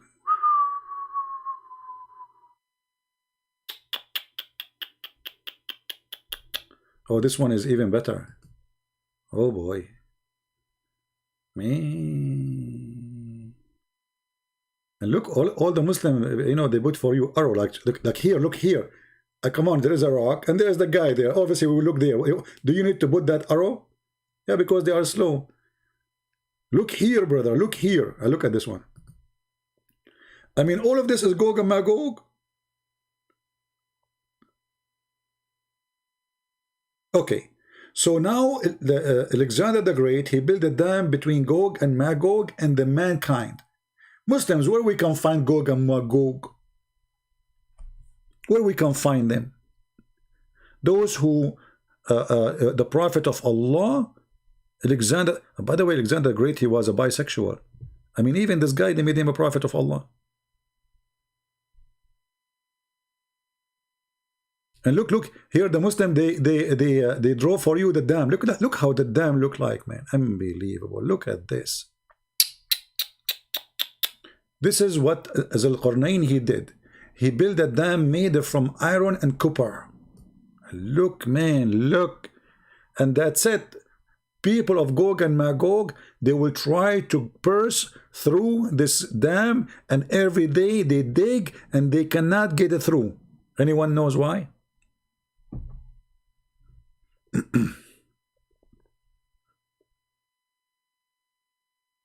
Honestly, don't you feel like you are like 7 years old kid now and you are listening to cartoon story? I mean, this is a book of God. And look, this guy, even he, look at the imagination of people. I mean, the Muslims, they have a lot of imagination. We have a Muslim trying to contact me. Let us see.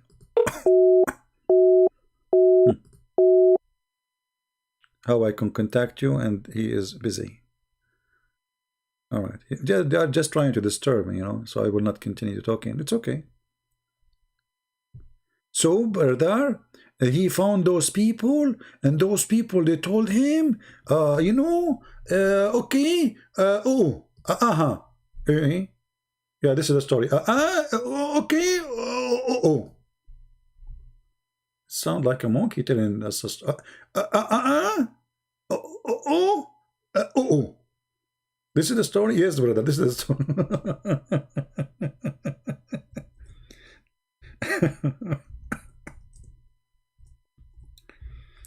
And Muhammad, he told them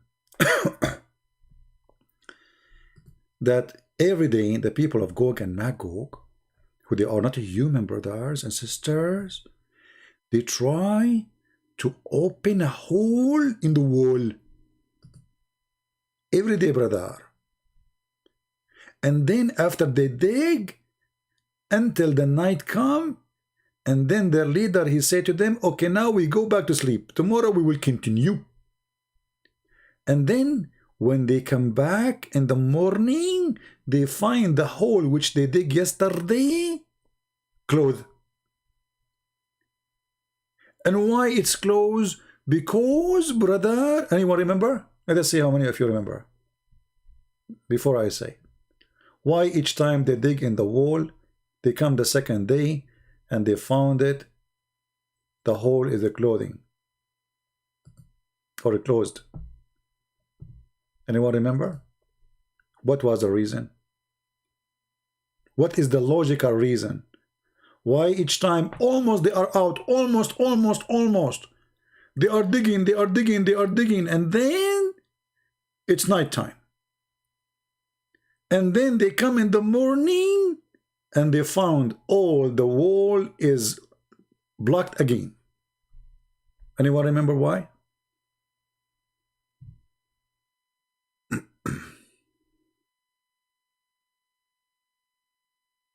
Anyone? Who knows why? All right, here we go. Mr. No One, he said they forgot to say Inshallah. Bingo! Here we go. We have a good answer. They forgot, the brothers and sisters, to say Inshallah. Can you believe it, brothers and sisters? How in the world you forgot to say such a thing? So those stupid people now for thousands of years, they dig in the same wall every day. And then until one day, their leader, he will say suddenly, tomorrow, Inshallah, we will continue. And then because he said, Inshallah, he come and he found the hole as it was yesterday, and they will be able to get it through.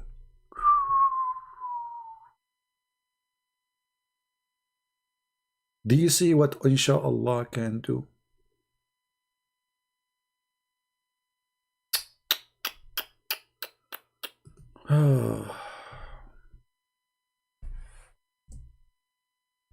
Do we have any Muslim? Do you have anything to say?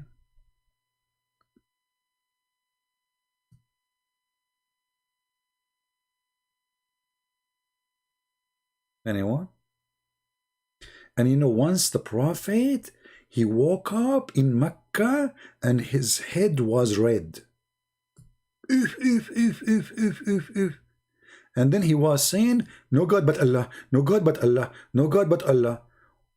You know, damn to the West, you know, so the damn to the Arab, damn to the Arab, damn to the Arab.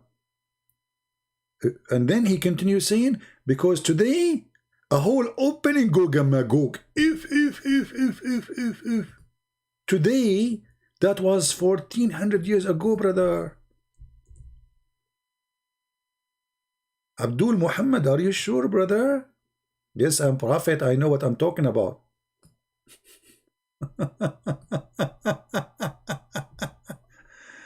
Really, stupidity is amazing, isn't it? And those people believe in this? Yes, they believe in this. Let me find the reference. Man, this is happening 1400 years ago. The Prophet got up from his sleep with the flushed red face, like going crazy, you know, and he said, none has the right to be worshipped but Allah. None has the right to be worshipped but Allah. We to the Arab, we to the Arab, from the great evil that is nearly approaching them. Today, this is the today news, like not yesterday, today, a gap has been made in the wall of Gog and Magog, like this. And then he opened his fingers.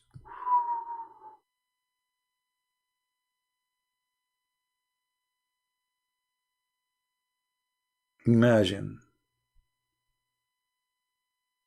you are living in the time of a Prophet Muhammad.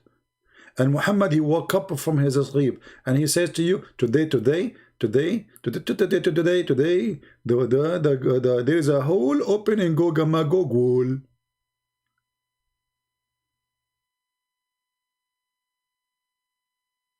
It's hard to express how terrifying this news. And this was 1400 years ago. Until now, nothing happened. Nothing happened.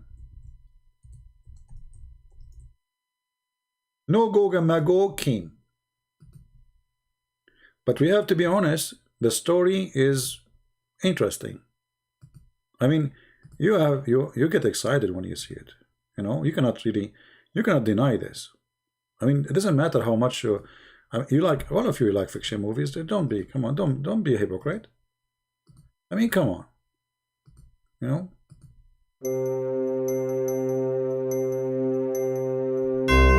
Gog,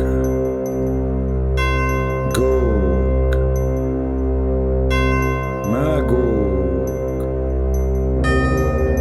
Gog and Magog. Today, just now, they open a hole in the wall. A hole in the wall. Commercial break. If you have a hole in your wall, please go to Home Depot and you will find a filler. It's the best filler in the market. It's called Gog and Magog filler. Trust it. One time you use it, you never use it again. Back to the topic.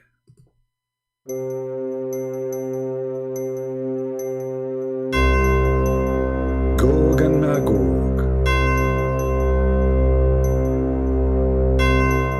What happened in Gog, stay with Magog. If Gog said no, Magog say yes. What do you know about Gog and Magog?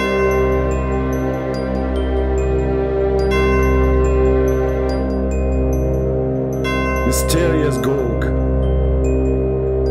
and Magog. We cannot find them. We cannot find them. If you have a problem to find a rat or a cat in your house, we can give you the best solution. We can give you a chip or something you can hang it in their neck and they can be traced by the GPS. Like Gog and Magog. Hey Muslims, where we can find Gog and Magog? Where are they, those who they are behind the dam? I mean, they are a huge 1,000 to 1. Their population is 1,000 to 1 human. So if we are 7 or 8 billions, they are 8 trillions. Where we can find them?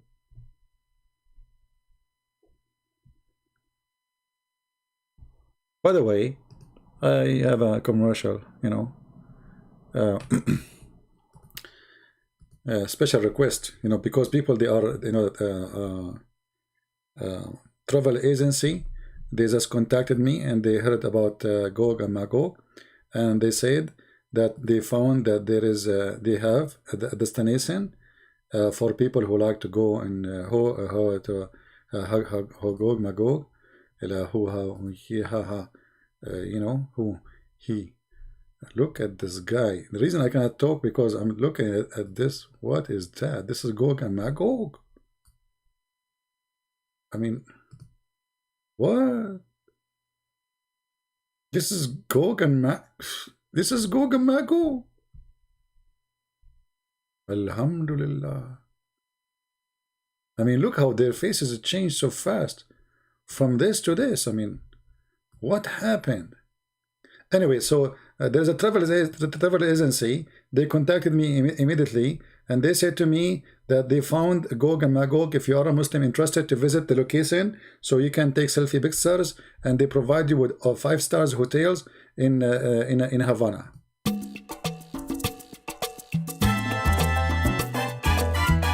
Find Gog and Magog.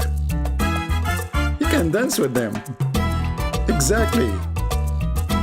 You can do samba as much as you wish. Yeah, you can take tequila with them. Yeah, take a beer. Take a beer as much as you want. Alhamdulillah. Impossible. What? Okay, the end of the commercial, sorry.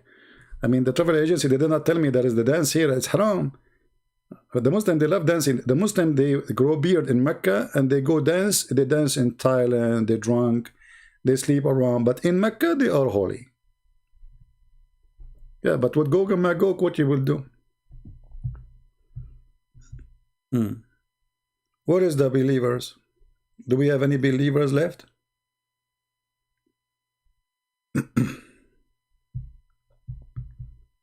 Any believer? This is a religion and this is a book of God. I mean, if this is a book of God, so what is a book of stupidity? Any Mickey Mouse story is better than this. I remember like Mickey Mouse, the guy, his Mickey, his you know, his uncle come from Mexico and he have a guitar. He's in like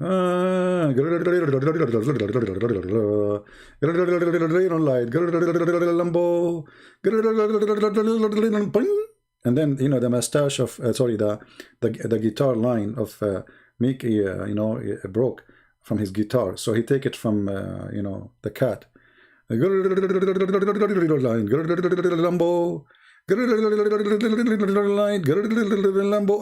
well, the story of Lambo is better than Mogo Mago. It's more convincing.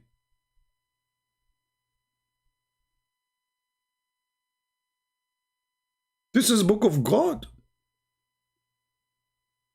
I'm truly convinced. I mean, that's it.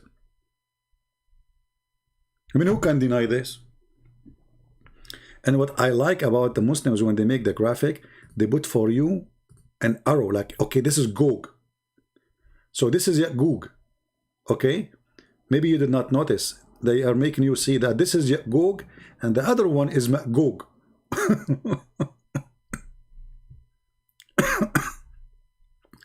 Like this one is Magog. The other one is Gog. What is that? A Muslim kid, they want to play games.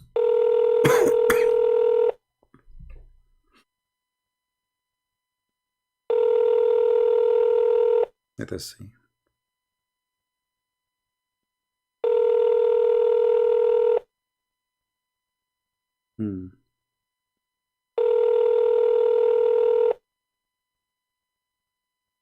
Okay, he's not answering. He's a kid. Do we have any brave Muslim want to call us?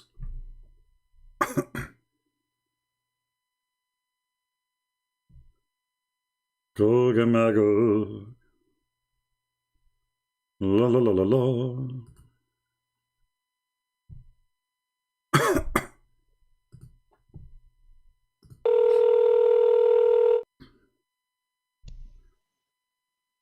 Hello. Yes, my friend, you are live on air. What do you like to say to us? Go ahead. Hello? Hello. Yes, we hear you. You are live on air. What do you like to say to us? You are a Muslim, right?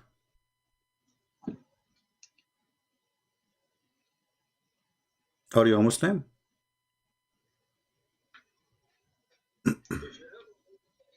Hello?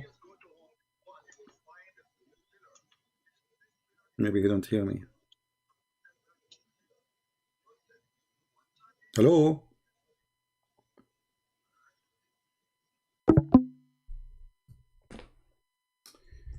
You need to fix his mic, maybe. I mean his speakers.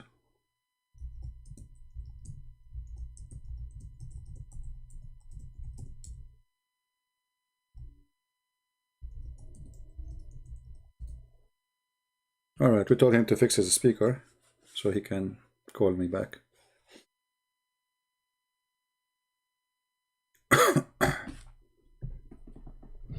And supposedly I will not stay long. You believe it? Did I say to you guys before I go live, I will not stay long? Yeah.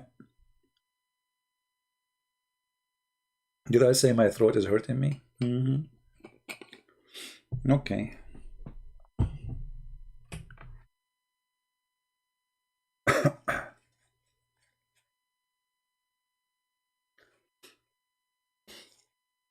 And even my nose is running.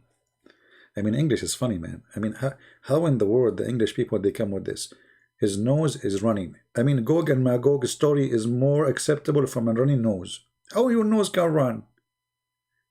And you say Muhammad only have stupid stories. Here we go. This English.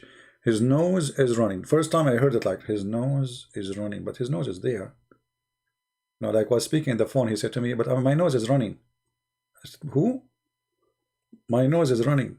So when I saw him, like, because we are going to meet, and look at his nose is running. I said to him, what you said to me in the phone? He said to me, what I said to you? I said, what? You said something about running. What's you running? He said, my nose. What? What's wrong with this guy? His nose is running. What? Like, okay. I could not ask him because I didn't know what to say. I mean, his nose is there, and this guy keeps saying his nose is running. Hello? Can you hear me now? Yeah, I do hear you. Go ahead. I hear you actually, but you did not hear me first time. Go ahead. You are a Muslim, Oh, right? yeah, I changed my... You are a Muslim, Yes, correct? sir. Okay, what do you like to say to us? Go ahead. Yes. I'm just watching your videos all this time, and all the time you're spreading lies about Islam. Lies. Like what? Like Gog and Magog? Lies. Is Gog and Magog a lie? All the time lying. You know Quran is most perfect book ever. Okay, tell me about You know Gog. the Bible. No problem. Tell me The about Bible Gog. was written 300 years after Jesus, even when they said he died. Okay. What proof do you have? Where is the first Bible? Where is the second Bible? Where is the third Bible? Where is the fourth Bible? We don't even have a full copy before 400 or 500 years after Jesus died. Well, let us. So how can you say Quran is not preserved? Let us go Quran with this. is not. Okay, do you have a full copy of the whole Quran before the first 4 centuries?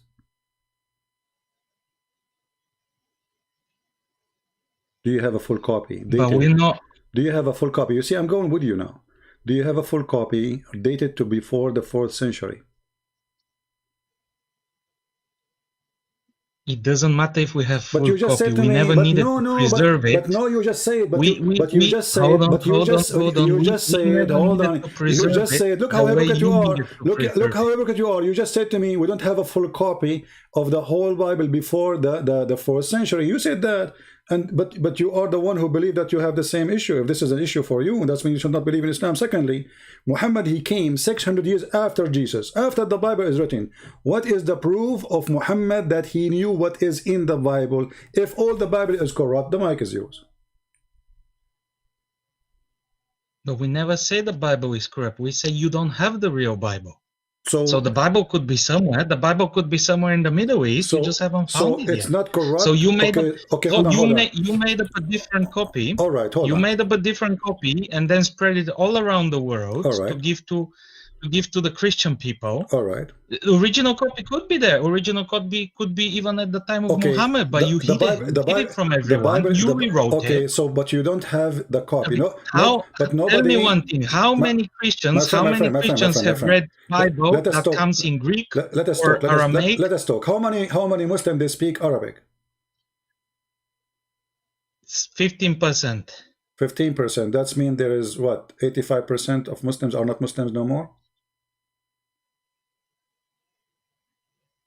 Doesn't matter because But we listen to people who speak the ago, language. but a second ago you said, if we don't speak Aramaic, you said how many people speak Aramaic, how many people speak Greek, how many speak Hebrew, and now you are saying doesn't matter. You see, I don't know. Are you mature adult or you are a kid? Okay. How many? Let us 1.6 billion let us be logical. 15% is a lot. 15% is how many million? Okay, let us be. How many hundred million? Doesn't matter. And we have millions of people who speak Greek. We have millions of people who speak Aramaic. We have millions of people who speak Hebrew. Same. We have. Yeah, you go few million, maybe 5 million, 10 million. As long people they speak. Now the question is, do you understand the Quran, which is written in Arabic? Do you understand it yourself? I don't understand it myself, but I look at translations. So you are proud about what? You are proud to be a Muslim about religion, and you said to me the Quran is perfect, but you cannot understand the Quran. How the Quran is perfect, yet you cannot understand it? Because we can trust our scholars. You cannot trust your scholars. Okay, as long you trust your scholar. Look at what they are doing. Look at what they are doing. The church is doing in every country. As long you trust, as long you trust your scholars, is the anti-Muslim?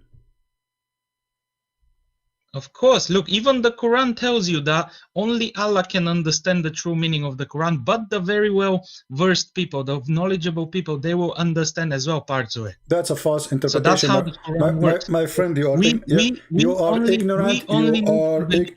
ignorant, and the verse doesn't say that. Why you are lying? The verse says, only Allah knows what the Quran means, and the one who have knowledge, they say we believe. They don't understand. The one who have knowledge is the one who say. Because we believe. Okay, he shows us the. But you just said. But you just lied. But you just lied, and you say that the scholars they knew when the Quran says only Allah knows, and those who have knowledge they say we believe. So in order to have a knowledge in Islam, it's just you have to believe. What kind of religion this religion is? How you can be a scholar if just by saying I believe? How that make you a scholar? And what kind of book? Only Allah knows what it's mean. Don't you think this is stupid? Okay. Let's say Bible. Obviously, Bible is more clearly written because it's a newer creation. It's created for the masses. It's created to lie to the masses. But obviously, you're gonna put lots of love in it. But isn't it the Quran? Lots of nice things in it. Nice story. Make it for the movies. Hold on. Yeah. You Muslim, you say, and even Yasir Qadhi, he said that the earliest Bible goes back to the 60 years after Christ. The earliest Quran you Muslims have goes back to 400 years after Muhammad. The earliest recitation you have is coming from Hafs, and Hafs according to Muslims is a fraud. So where is your Quran? The Quran says, Inna alayna jam'uhu wa Qur'anuhu. Allah, he says, I am going to collect the Quran and I will recite the Quran. Did Allah collect the Quran? Yes. Where? Isn't it Uthman? He collected the Quran and he burned the other Quran? So it doesn't matter what man does to the Quran because Allah it doesn't matter. It doesn't matter. It doesn't matter. Isn't it the Quran says? It doesn't matter whether they burn it, whether they sink it in the Nile. It doesn't matter. It doesn't matter what the Egyptian government does, what the Saudi government does, because I thought you at the end we will be left with the original Quran. Listen, you don't have original Quran. You just say it doesn't matter. They burn it. So where is the original? If there was original, it's burned. And I'm asking you now, why he burned it? Okay. Why he burned it? Okay. Why maybe that's Allah's way of. Maybe that's Allah's way of preserving it. I don't know. I don't know how Allah thinks. Allah, why Uthman is a messenger of Allah? Well, he doesn't need to be, but Allah can take control of anyone at any point. His power is endless. But if he wants to use Quran, if he wants to use the people to fix the Quran my friend, the Quran says Allah will hold on. Listen. Are you saying to me that Allah is Uthman? Because the Quran says Allah will collect the Quran, not Uthman. Yes, but Allah can take control of any human being at any time. He can do everything with a human being.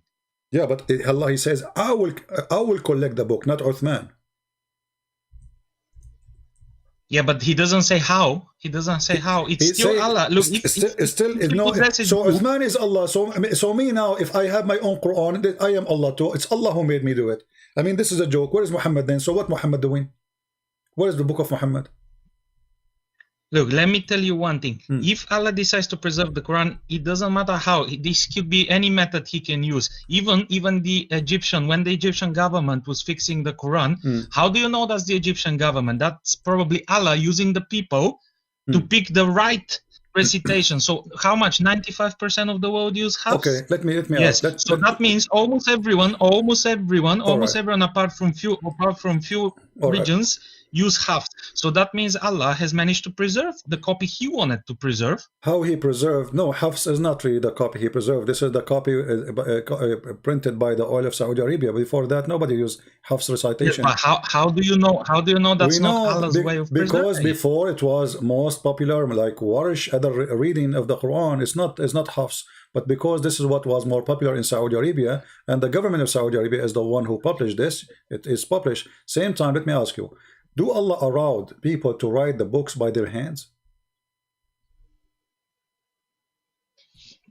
He can do everything he wants to. No. I'm asking you. Don't tell me. Stop saying to me he can do everything. And this is not the question. Do Allah allow you? It is the question. It is the question, because you're saying there is something he cannot do, or he cannot allow. This is not the question. I'm asking you. Are you allowed as a Muslim to write the book by your hand? The book of Allah. Look, if I grab an empty Musaf and I start writing, Allah will correct my hand. So I cannot make mistakes. Really? Are you yes. sure? Are you sure? Yes. Are you sure? Yes. Okay, well, I'm going now to play for you a video, and this video have recitation of the Quran, and you just said you don't know Arabic. So how you can correct it? How Allah can correct it? How Allah can correct you? You don't know even Arabic. I don't need to know it. If Allah takes control of my hand when I'm writing, he will fix it, isn't it? Okay, did Allah? It's as simple as that. Did Allah take control of Muhammad writing? He took control of what he was saying, isn't it? Okay, that's wonderful. So the one who took control of Muhammad of what he is saying is Allah. So when Muhammad he bowed down and he recited the satanic verses, was Allah in control or Shaitan? No, but he fixed it. Allah was not in control of Muhammad all the time. Obviously, he only needed to take control when he was reciting verses. Okay, so that's mean Allah and Muhammad, they are, sorry, Shaitan and Allah controlling Muhammad, and you agreed. Yes, but look at the story. No, hold on. Let me finish this point. You started a very good point, brother. Let me ask you. You started a very good point. Muhammad, hold on. No, I want to finish this one. You just say a very important thing. That's why I want to. You will have time. Don't worry. We are just having a nice conversation. Yeah. Thank you for calling me. By the way, you are a nice guy. So listen. So as long as you agree that Muhammad is controlled by Allah and Shaitan, but Muhammad received his command from who? From Shaitan or from Allah? Well, look, he received commands from both, but Allah being the more powerful, Allah being more powerful, he fixed the rest, isn't it? Same as Jesus. When Jesus was tempted by the devil, God helped him resist that, isn't it? That's part of the. It's even in the Bible today. No, that's not true. The devil, he could not. You see, when it says tempt, he tried, but he did not tempt him. He did not fail. So how do you know he did not take control of Jesus? If you guys can correct the Bible later at any time, how do you know? Okay, don't play games now. You can. I can say the same to you. You can correct any time. And look at me. I have a hadith in front of me. It says, "You're a prophet." He said that Shaitan, he command him to do good. What do you say about that? It's in front of you on the screen. Hold on, let me go through that. There is none among you whom is not an attaché from. They said, Allah messenger with you too. Thereupon he said, yes, but Allah helps me against him, and so I am safe from his hands. He does not command me, but for good. What do you think? Shaitan, he command Muhammad good command. The devil.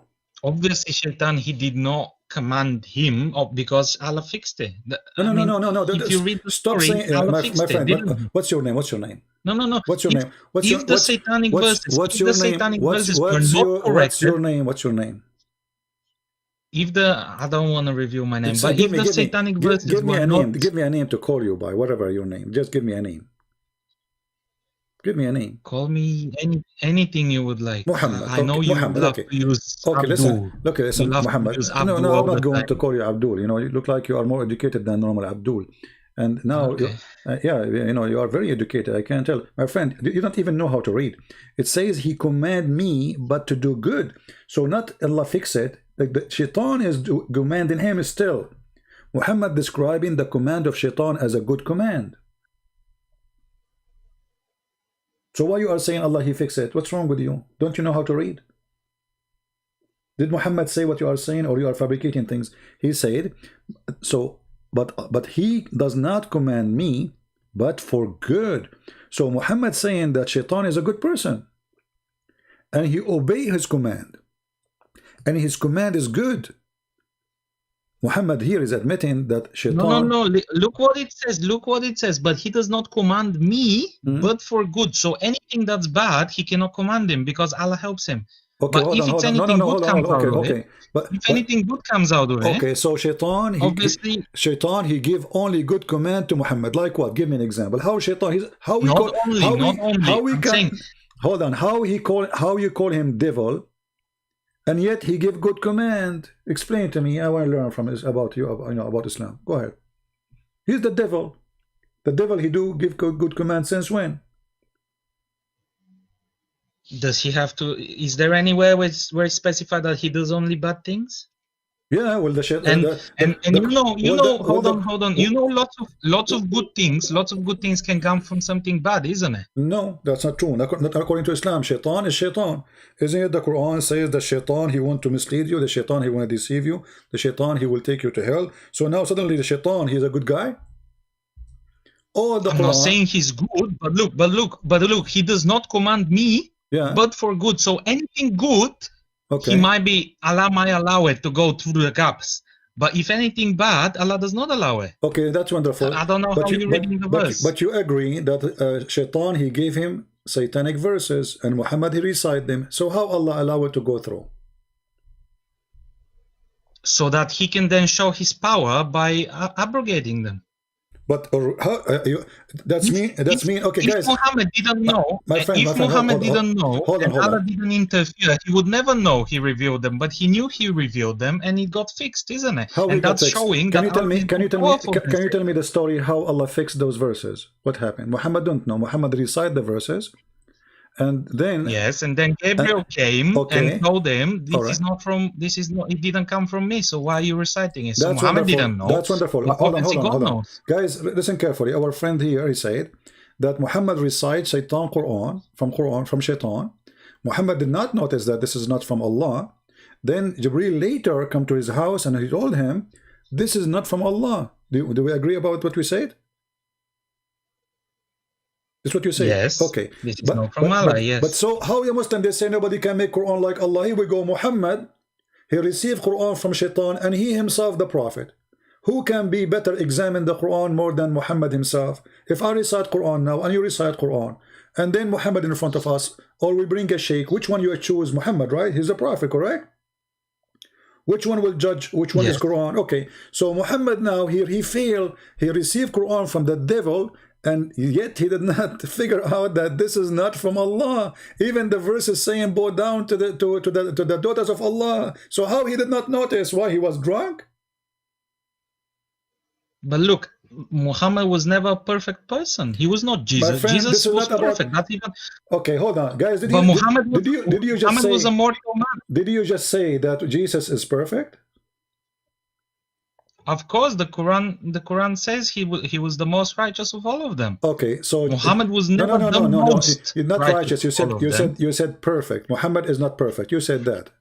Jesus is perfect. Yes, that's correct. Okay, he was a man. If there is any man is perfect? No, of course no. And I'm not saying he was perfect. You just he doesn't need to be perfect to do God's work. But you just was Moses perfect? Was Abraham perfect? But you just said that he is perfect. Everybody heard you. You said that. Of course. Okay. Even Allah says He made Jesus. Okay. He was the most righteous of all of them. He was the most perfect. He never sinned. So when you say He's perfect, He's perfect. There's no so either perfect or not perfect. So Muhammad is not perfect. Jesus is perfect. Wonderful. Muhammad received satanic verses, and that you are saying because he is not perfect, he did not notice that he was praying to the daughters of the devil, and because he's not perfect, he bowed down to them. And because he's not perfect, he still went home and did not notice. And because he's not perfect, still he need the angel to come and tell him. And because he's not perfect, Allah after that, he need to fix the Quran. Hold on. If we go now in the Quran to the chapter we are talking about, the chapter of satanic verses, chapter 22, you will see here it says that Allah is going to take off what shaitan he threw. Do you agree with this? Allah will take it off? Okay. How we knew that this verse itself is from Allah, not from shaitan?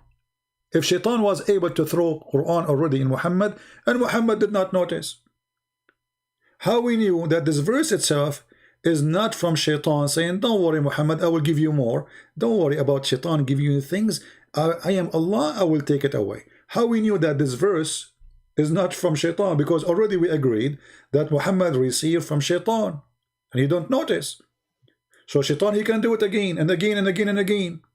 If he was able to do it once. No, but you're doing mental gymnastics at the moment, because you're saying, oh, how do we know the whole Quran was not the devil's work? Well, it wasn't, because we know this. How? And we know exactly where shaitan involved, because Allah wanted us to know where. What shaitan? Okay, what shaitan he want? Tell me what shaitan he do? What shaitan he do? How he try? He tried to intervene. He managed to get a few words in, and then Gabriel came and fixed it. No. By Allah's will. What was when shaitan intervened with a human being in general? What he tried to do? Like what he do? I mean, what he promised you? How he can tempt you?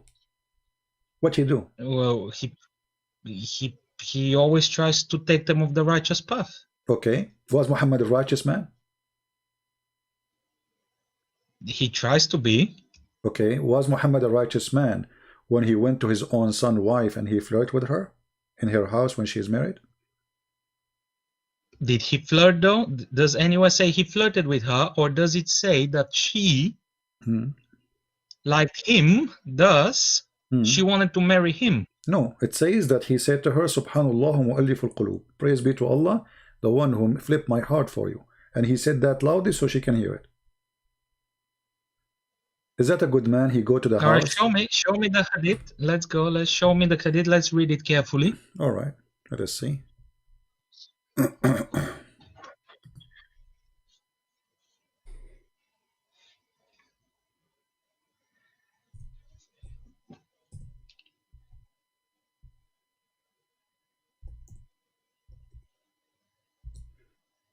Let us find the reference. Give me a second. Here we go. This is chapter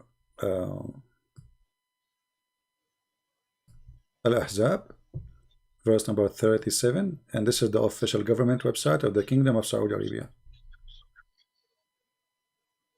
All right, I put it for you on the screen, and then you will see that when he went to his son, he found Zainab standing, and she was wearing very sexy clothes. It says here, read carefully. You don't know Arabic, but I will give you the link. You can use Google Translation. It says here, or you can give it to any Muslim who speak Arabic. So he went to Zayd seeking him, and then he found Zainab standing, and she was white and big and beautiful, and she is from the most perfect women of Quraysh. So she's so beautiful, you know. Okay, فهويها. So he fell in love with her. He fell in love with married women, and then he said, وقال سبحان الله مقلب القلوب فسمعت زينب بالتسبيح فذكرتها لزيد. So Zainab, she said what she heard what he said, and she told her husband. ففطن زيد, and then Zayd is oh, here we go. So now he knew that she's sleeping with him. So he went to Muhammad. He said, Ya Rasulullah, please let me divorce her. She is proud. She have a bad tongue. She hurt me with her tongue. And then Muhammad, look how hypocrite. A second ago he was in the house of the man flirting with the wife, and now he's saying to him, no, keep your wife for you, man. Keep your wife for you. It's in front of you. And this is what? Read. This is your Islamic tafsir, Tafsir al-Qurtubi, and this is the official government website of the Kingdom of Saudi Arabia. I will post the link in the chat. You can click and you can use Google Translation to translate. What kind of a prophet he go and do such a thing? This is the man you trust him with the Quran. This is the man you trust him with the ethic. This is the one you trust whatever he says to you is from God, and he is the good guy. He's not perfect, no problem, but here we go. I mean, this is very bad. First of all, he adopted this son. Imagine he changed the adoption just because he want to have the girl. He changed the adoption. He adopted the man for years, and suddenly just because he saw this woman, he want her, he canceled the adoption law. He forbid people from adopting. And he right away, the man he noticed, says here فَفَطِنَ Zayd. So Zayd, he noticed what's happening. Obviously she's cheating with him. You see here the story doesn't say that they're sleeping together, but obviously they are working together in the same direction. And you are the one who just said to me, no, she like him and she want to marry him. You said that. So she is not a good woman. A good woman who is married to a man and they are not even in seeking divorce. She want to marry other man, and he is his father. And then we find that Muhammad, he go to the house, flirting with the wife when the husband is away. Be honest with me. If your father come to your house and he flirt with your wife, and he said to her, my heart to flip for you, what you would do with your father? Be honest. Okay, first of all, he was an adopted son, so he's doesn't not matter. father. Even this is more ugly because you give when you adopt a son, and that's mean you give a word of honor. You just say that Muhammad have no honor. You just say that. Okay. Because if I adopt, can we not agree? Can we not hold on? Can we not agree that God, if He wills, He can use horrible men with bad flaws to do His will? So you are saying, and He always has. So you are saying Muhammad, Moses was not perfect. So you are saying Muhammad all of is the previous prophets were not perfect. So you are saying to me Muhammad was a bad man? Well, he was the man for the job in the Middle East at that time. He was the man for the job, apparently. Okay, because he is maybe the man he had a for the strong job. enough will. And what is the job? What is the job of Muhammad? Look what the interpretation is saying. And if the prophet, his eyes fall into a woman, her husband must divorce her so he can have her immediately. Yeah. So why wouldn't God give a little bit of an incentive to his prophet so that he will get the job done? Oh, the incentive of the prophet is to give you women who they are married to other men just because you like them. This is incentive. This is bonus to Muhammad. Aha. I mean, what kind of logic this logic is? So if I go now to your house and I see your wife and I am a prophet, it's bonus for me. It's not your right to complain. This is not against Allah teaching. This is not against ethic. No, it's an incentive to the prophet. Why the incentive? Was it against Allah's teaching? What? Was it against Allah's teaching? Don't you Muslims says the Quran says Allah, he said to you when you go to visit somebody, put your head down, don't look at the women, don't this is against Allah teaching supposedly. Yes, and then what did he say? That if any woman looks at him, he can marry her. What woman look at her? He is the one flirting with her. I mean, she is married. What's wrong with you? She is married. You go to the house of the man. You have no honor. You have no honor if you go to a house of somebody, and especially you. Would I do it personally? I wouldn't do it personally. Why? Would I allow this to be done? Probably not. Why? But if he was the man, why you will not do it? Hold on. If he was the man for the job, if he was strong, strong, why you will not do it? Convey the message No. to his people at that time. Wait, my friend. Why you will not do it? Are you saying you are better than Muhammad? I'm not saying I'm better than Muhammad. All I'm saying is that I would not do some things that he would do. So simple as it is. We're all different. We're not. No. You just said I will not. I will not do it. Why? Okay, but isn't it you Muslim? You follow the Sunnah as the Prophet he did. You follow his step in whatever he did. Here we go, Muhammad. You go to the house of people, flirt with the wife, so you can do it. This is Sunnah. Well, I can't do it. You can do it, right? So this is Islam. Well, I can give a try certainly, but I doubt God would now approve of me because I'm not doing His work. Why you are not approved? You just said we follow Muhammad's steps. He is the best man to follow. Look, you have to understand that that time in the Middle East was a very violent and hard My time. friend, what does have to do with So, what needed a what very does have to strong do prophet. what does have to do with violent now? The man, he is his son, they are not in war, he go to the house. Because he wasn't. Okay, and what All kind I'm saying is and he what kind wasn't of God perfect. and what Come kind of on. what kind of God he had says? desire. Okay, hold on. You see, you Muslims, you jump from a place to a place to a place, and it's English. So you agree that Muhammad is a bad person. That's a wonderful news. I want to I ask don't you. agree he's a bad person. I agree he has a humanly needs, Hmm. and they might be different than your humanly needs. So if but he's got his own. so now humanly I have needs. a human need. So if I see a woman, I'll rape her. I say I have a human needs, right? Is that okay, right? Well, obviously not, because that's forbidden. No, it's not forbidden. Where it says it's forbidden for Islam to rape? Show me the verse in the Quran. Okay, hold on. I will give you 10 years. Actually, I will show you where it says you can rape.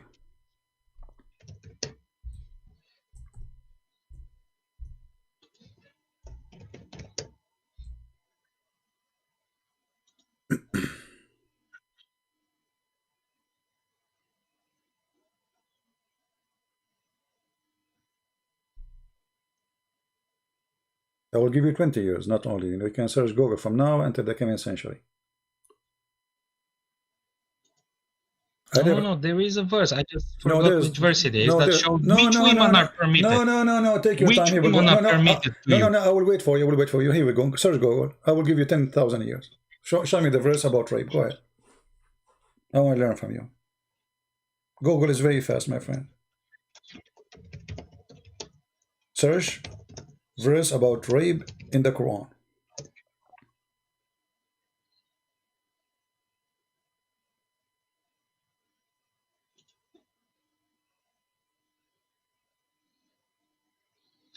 All right, Quran 4:24. 4:24. And also prohibited to you are all married women except those your right hand possess. This is a decree of Allah upon you, and lawful to you are all others beyond these, provided that you seek them in marriage with gifts from your property. That's not rape. This is the verse. Actually, how is that rape? This is the verse. I have it on the screen ready for you to show you the rape, because it says forbidden for you married women except.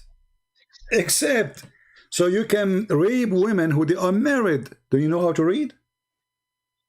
It says, okay, It says forbidden for you women already married except except who? Except married women. Who they are? Your right hand possess. Except those whom your right hand possess. Exactly. Okay. How many women does your right hand possess? How many women does my hand possess? None. In the time of Muhammad, he have hundreds. This is not the topic now. You see, you are playing. Are you a kid? Are you a man or adult or a kid? So when the Quran says you can rape those who their right hand possess, it means you can do it today. You have them or not, because now you are weak. You cannot go and conquer and rape women as before. But if you can, you will. So the Quran saying you can rape women who they are married, and you said to me, you will show me a verse against rape, when this is the same verse says you can rape them.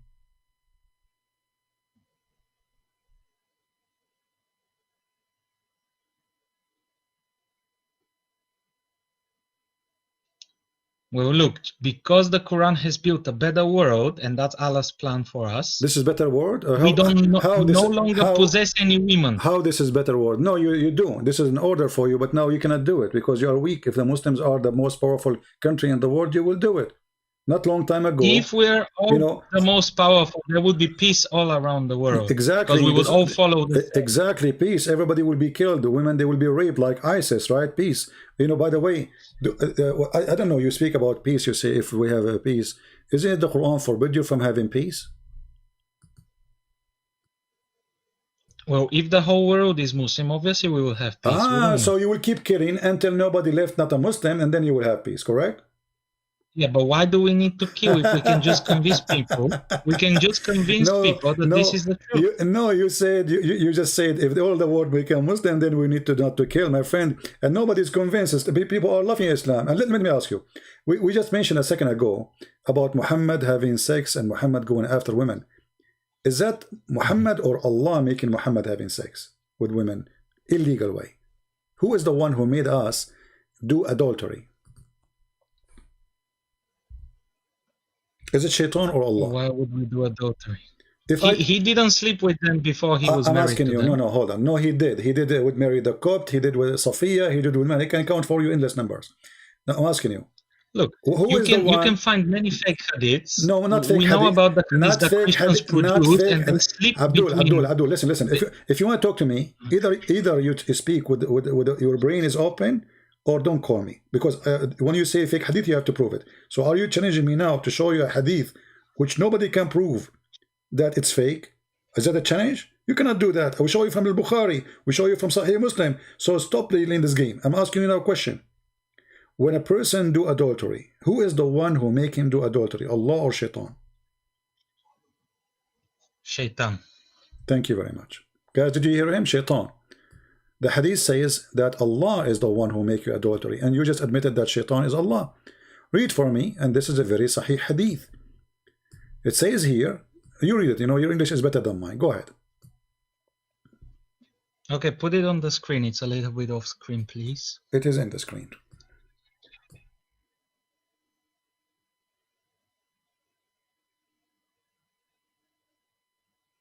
All right, thank you very much.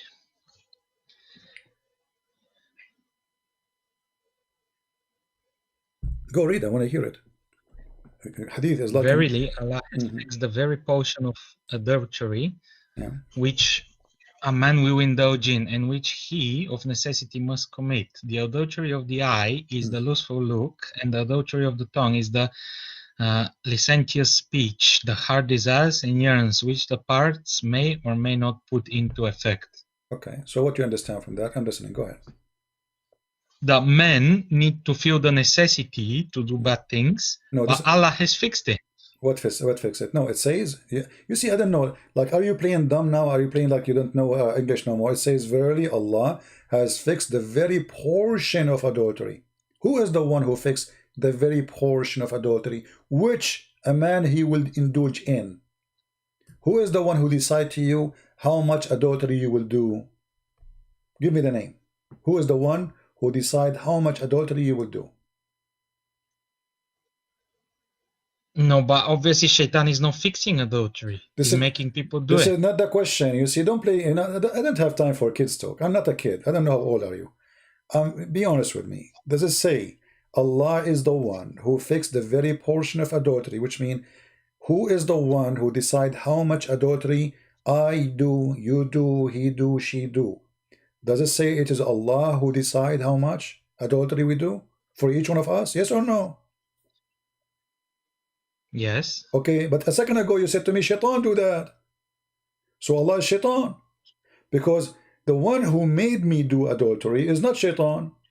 It's Allah. When I asked you who is the one who make you do that, you said Shaitan without hesitation. Okay, now we find out that this is not from Shaitan. Shaitan is a good guy. He's a victim. Shaitan never do that. Allah is the real Shaitan in Islam. He is the one who made you do adultery, and he is the one who make you to do it as a must. You don't even have a choice to do or not.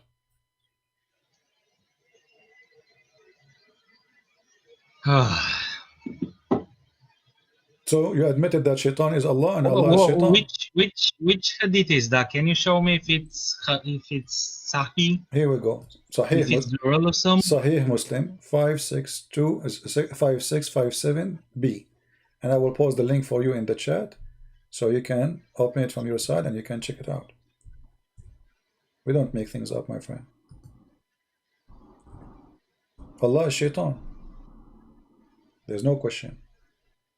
He is the one who make you do bad things, and then he blames Shaitan for the bad things you do, which in fact it's Allah. He decide for you to do those things.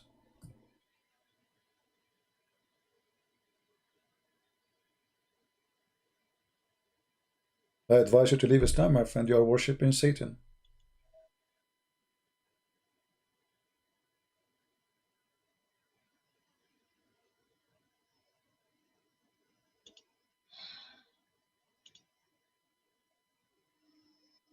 So how do we know? Because me personally, I've always had problems with the hadiths. Well, the personally, well, the Quran, I don't think Muslims do. My friend, the Quran is not better. The Quran is very evil too. I mean, the Quran is very stupid, my friend.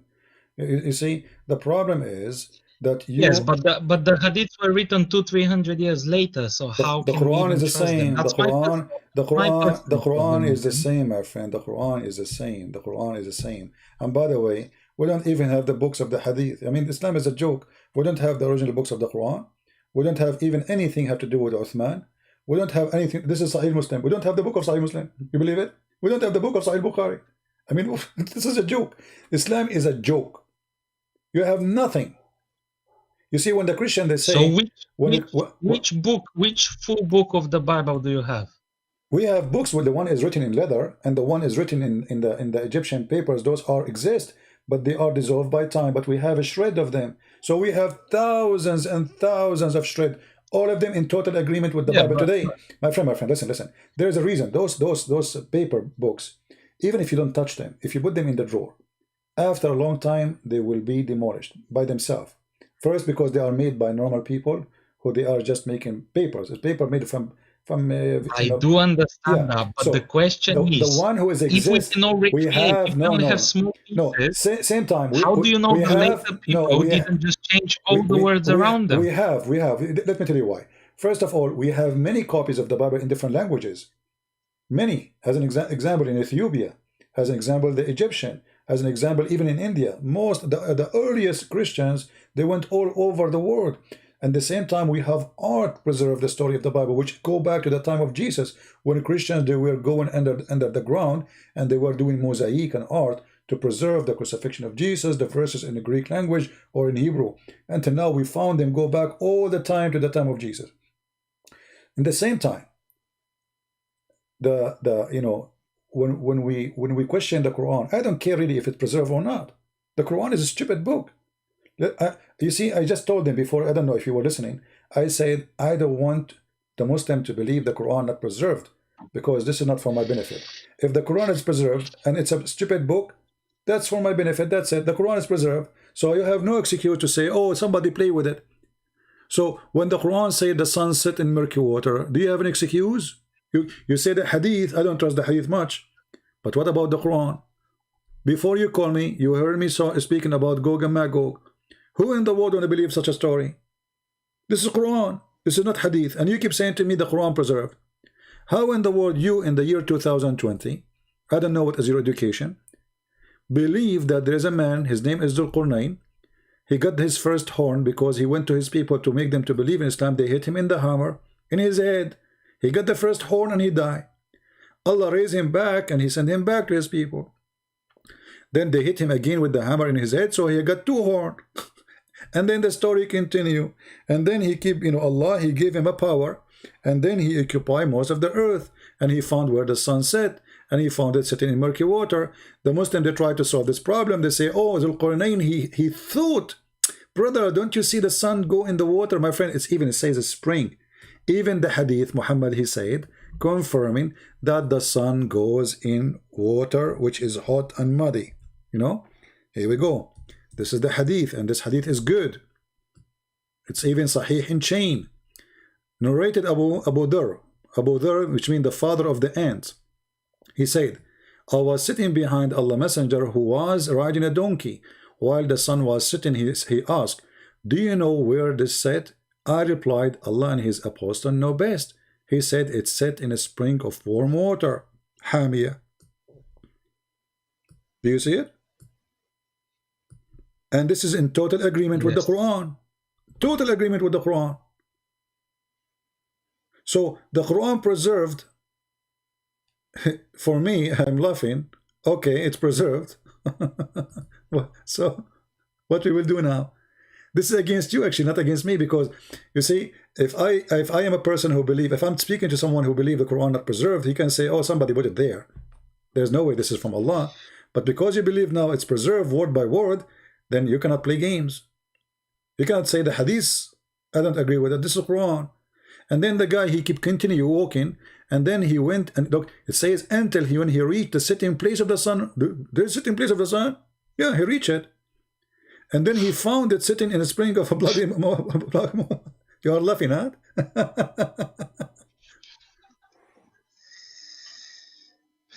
You got me here, to be honest. It's a difficult book to defend. Yeah. But maybe I need more knowledge. My Maybe friend, I'm the knowledge in deficient the front of you, knowledge. I'm helping you. I mean, you see, everything I'm saying to you, it's in the front of you on the screen. This is your Muslim translation. This is your Quran. You are my witness. This is not my website. I have nothing to do with it. How this can be from God? If I am you, I will leave. This is, you know, my friend, you're smarter than this. This is not even good for kids. This is not good for cartoon. And then he go, and then what?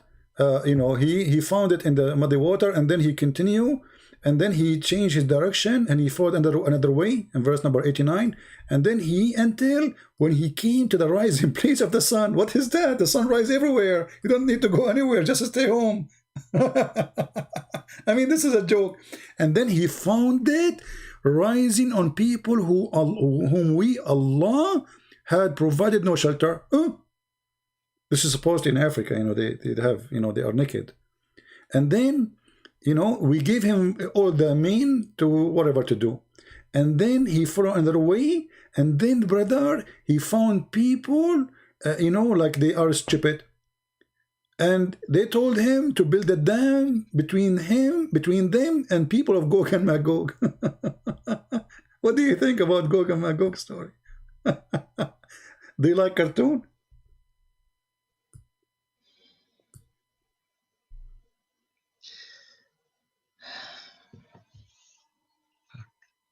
Remember, the Quran is preserved. You are the one who said that to me. This is the preserved story of Allah. Okay, so if it's not preserved, what do we do? What do I do? No, it's not. Because Bible is not preserved either. No, my friend. This is a joke to say that the Christian, they did not preserve the Bible. Why they want to do that? I mean, somebody believe from his heart in God.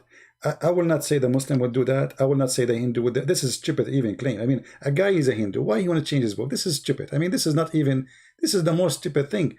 A person who is a believer, he will not do that. And if a Christian, he agreed to do that. You see, you mentioned to me that the Christian, they have a conference to meet to discuss heretic, right? So here we go. They stand. But even hold on. Even the Jews don't agree with the Christians. Here we go. So what? No. The Jews agreeing. The 12 disciples of Jesus, they were Jews, my friend. They were not Hindus. They were not Arab. They were not the Christians. They were Jews. So you are wrong. So the first one who believed in Jesus was the Jews, no one else. We learn about Jesus from the Jews. Why don't Jews today believe in Jesus? Who said the majority of them already Christians? What is left of the Jews is not even 20 millions. After 2,000 years, there's only 20 millions. What happened? Simply because the majority became Christians. What is left is the minority, not the majority. So no, but they were more. Obviously, Hitler killed a lot of them. Other people killed a lot of them. No, everybody, no problem. I mean, a lot of people died from the Jews, yes. But in the same time, the majority already are Christians. Same time, my friend. It's not logical to say to anyone. It's not logical for me even to say to a Muslim, you are playing with your book. Because if he is a believer, he will not do that. No, nobody will do that. It doesn't matter what religion is. A person who's a Hindu, he have a scriptures, he believes it's holy. Why you want to do that? This is a stupid argument. So don't go there. This is in the front of us. No, but maybe the Roman Empire needed a book. My friend, they cannot, because not all the Christians under the Roman Empire. Christians are spread all over. Ethiopia is not under the Roman Empire, you know. And then the Roman Empire, they shrink, and the Roman Empire die. It doesn't exist no more. So why people want to do that? And nobody was able to hide one copy. I mean, this is a joke. All languages, you know, we believe, even in the books of Tafsir, it says that the disciple of Jesus, when Jesus told them to go and preach and teach, they said to him, well, how we will teach? We don't speak the last languages. So Allah, according to the Muslim interpretation, when they wake up in the morning, each one of them, he found himself speaking different language. So if the Greek book corrupt, okay, what about the Ethiopian book? What about the Coptic book? What about the Indian book? What about the Persian book? Yeah, but you don't have many my of friend, those. My friend, you are running away from what is in the front of you. This is the whole thing. You just admitted that this is stupid. Correct? You admitted this is stupid. Or maybe we don't understand it the way it's meant to be. No, my friend, it's in the front of you. They want to play a game, it's up to you. You know, it's about you, not about me, my friend. I don't care if you want to say whatever you want to say. But this is not we don't understand. It's very simple. Gog and Magog, he built a dam between us and them. And then your prophet, he described that those, they try to go out of the bridge, out of the dam, and then he woke up in the morning, he said, today there is people who people of Gog and Magog, they were able to like this in the wall, we to Allah, to the Arab, for today a little tiny hole open. So this is, it's explained already. It's explained. It's not a choice to say, oh, maybe we don't understand it, because Muhammad, he mentioned it even in the hadith, and those hadith are accurate, sahih. So what we will do with it? Read it. Abu Hurairah said, Allah Apostle,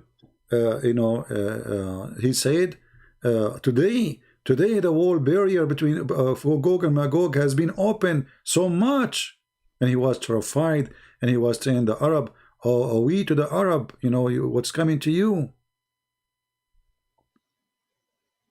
All those hadith are sahih. See, Sahih al-Bukhari.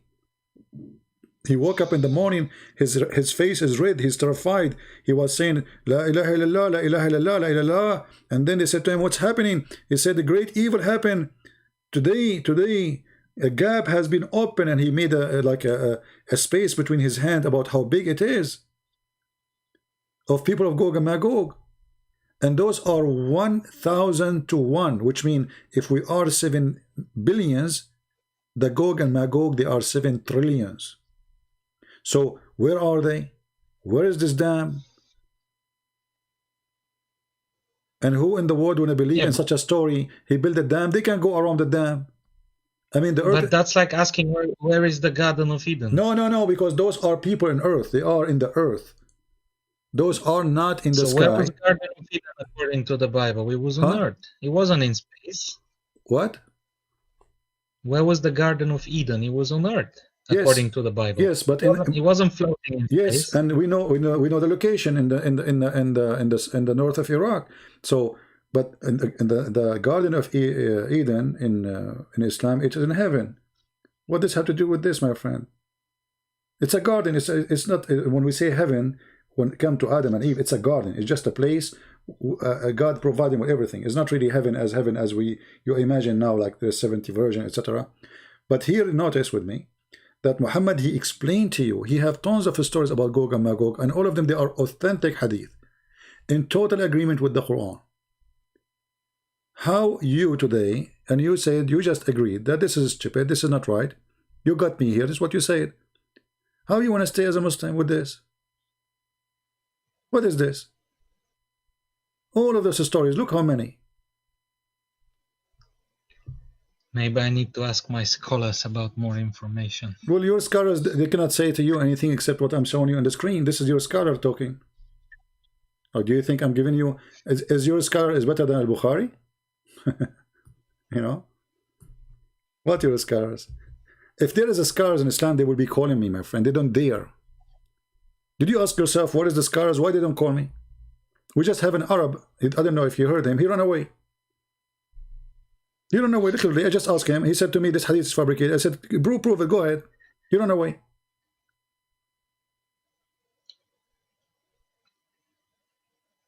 So what about the prophecy of Muhammad in the Bible? He's prophesied by Jesus. My friend. I mean, you Muslims are really crazy. A second ago, you are saying to me it's corrupted. The book is corrupted. And now you find him in the Bible. So if the Bible is corrupted, that means the prophecy is corrupted. Secondly, all those you call them prophecy are not true. Actually, the opposite. It says, like, I mean, it is really stupid. Did you even read what the Muslim, they say to you? Go and check the verses yourself. Read few verses before, few verses after. You will die laughing.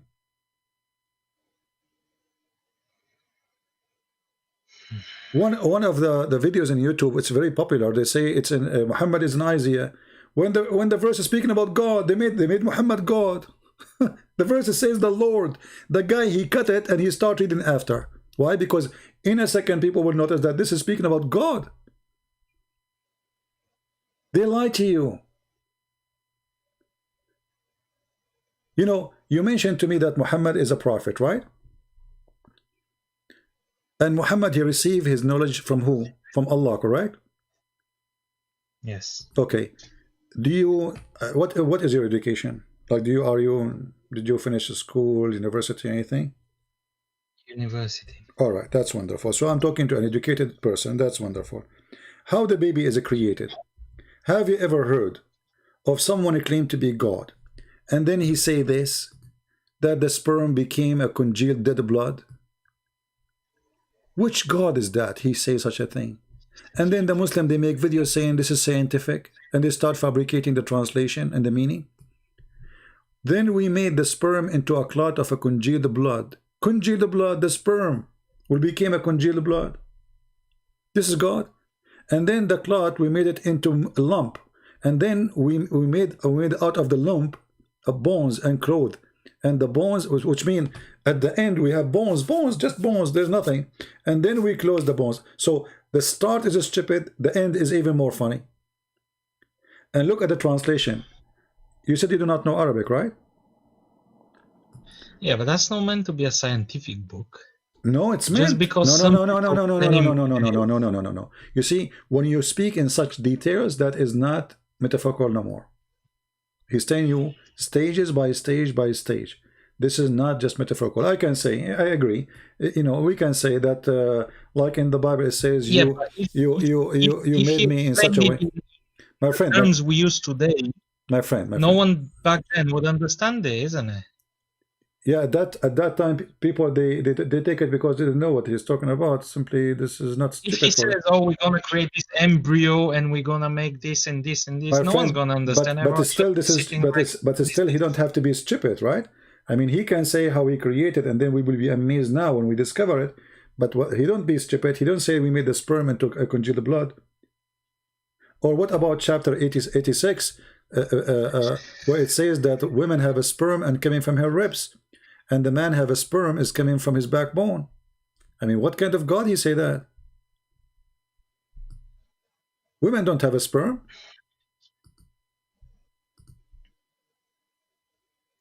And the sperm of the man is not coming from the backbone. You can go right now and check in Kathir. He will say to you that this is meaning the sperm of the man coming from the backbone, and the sperm of the women, the water of the women, which is yellow, as Muhammad described it, coming in from the location of the necklace. This is what the word Torah mean. It's a word used for women, ribs, specific location of the ribs, the top one. So how this can be God? So look, the sun set in murky water. He found where the sun set. He found where the sun rise. He found where next to it he built Gog and Magog. A story of the cave people, which is funny and stupid. You know, it's a fiction story written by a Christian priest in Syria for the Christian youth. It's fiction. All the Christians, they knew that. So he took it, he put it in the Quran.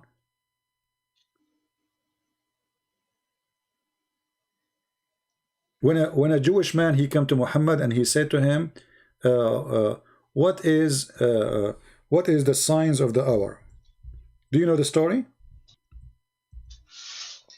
No, not this one. He asked him, he said to him, I want to ask you a question which nobody know the answer for it except a prophet of God. This is the hadith, this is Sahih Bukhari. So nobody can say it's weak. So he said to him, there's certain things, I'm going to ask him about things. He said, I'm going to ask him about 3 things which only a prophet can know the answer, or can answer it. Wonderful. I mean, look how the story is stupid from the beginning. The guy, he knew the answer, and he is saying only prophet knew the answer. Have you ever heard of a stupid? This is your prophet saying that. This is a story coming from your prophet. I come to you and I say to you, I'm going to ask you a question. Only prophet knew the correct answer, but I know the correct answer, so I must be prophet too. So it's a stupid cult, man. It is just a madness, a stupidity. It's a low IQ. And then he continued. He said to him, and look at the questions. I mean, look at this very hard exam. What is the first food which people of paradise will eat? Like what? This is the question which nobody knows except prophet. Why does the child attract the similarity of his father or to his mother? Then the prophet replied, said, Jibreel, just inform me now. Look, what? So Muhammad now, he cannot claim that he is getting something stupid. Jibreel from Allah inform me that etc. He said, and then Ibn Salam, he said to him, Jibreel, the enemy of the Jews. Since when Jibreel, the enemy of the Jews? Anyway, so then he says, as the first sign of the hour, it will be the fire, will collect people from the east to the west. Okay, where it says in the Quran, this fire will collect them from the east and the west. As for the first meal, the people of paradise will eat, will be the loop of the fish liver. Why? Because people will go to have sex. The Arab, they believe that the whale, not the fish, the whale liver is very good for sex. You know, they take from it al-ambar. You can check it out. As the ambar is even, you know, the deer, he have the same hormone, which is used to attract female. So Muhammad, the Arab, they learn that those things, they attract females, so they think they can attract female, but this was for the deer. Anyway, as for the child, if a man discharge proceed in the women discharge, the child attract the similarity to the man. Look at this stupid. He just said, if you have orgasm first, the baby will be a boy. If you have orgasm, the women have orgasm first, the baby will be a girl. What does this have to do with this? According to which science? And remember, he said, Jibreel told me. So we cannot say Muhammad is making, I mean, somebody fool him. He was just, as you said, he is just a human. He just said Jibreel told me. So either Jibreel told him or he's a liar. Maybe he lied. Maybe he lied. You're right. Obviously he's lied. He lied because this is absolutely false. So you just left Islam, my friend. You just left Islam right now. I'm happy for you. You decide to use your brain and you are out.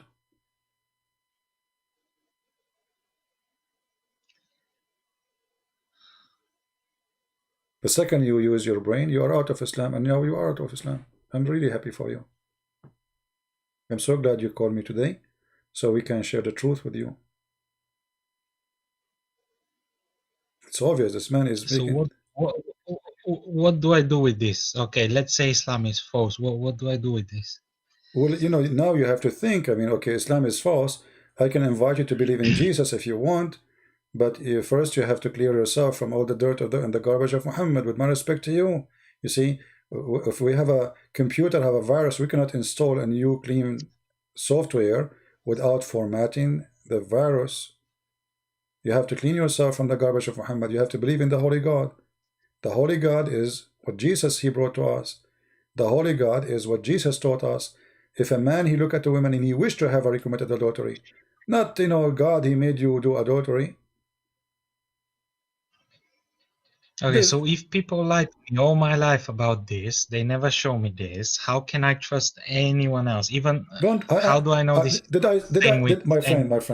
My friend, did I say to you, trust me? Did I say to you? No. You are a man, you are adult, you went to school, you have a degree, you speak languages, you have a computer, do your research, study very well, and search holiness. The one, you know, once a big sheikh, he came to my father, and he said to him, you know, you are a great man, a great family, you are very well known. Why you don't, I invite you to accept Islam, you know? The sheikh saying that to my dad. So my dad, he said to him nicely, he didn't want to be polite with him because he's in our house, and he is a friend of him. He said to him, well, ya sheikh, where is Muhammad now? He said, he's dead. He said to him, where is Jesus now? He said, he's in heaven. He said, well, I will follow the one in heaven. So ask yourself a very simple question.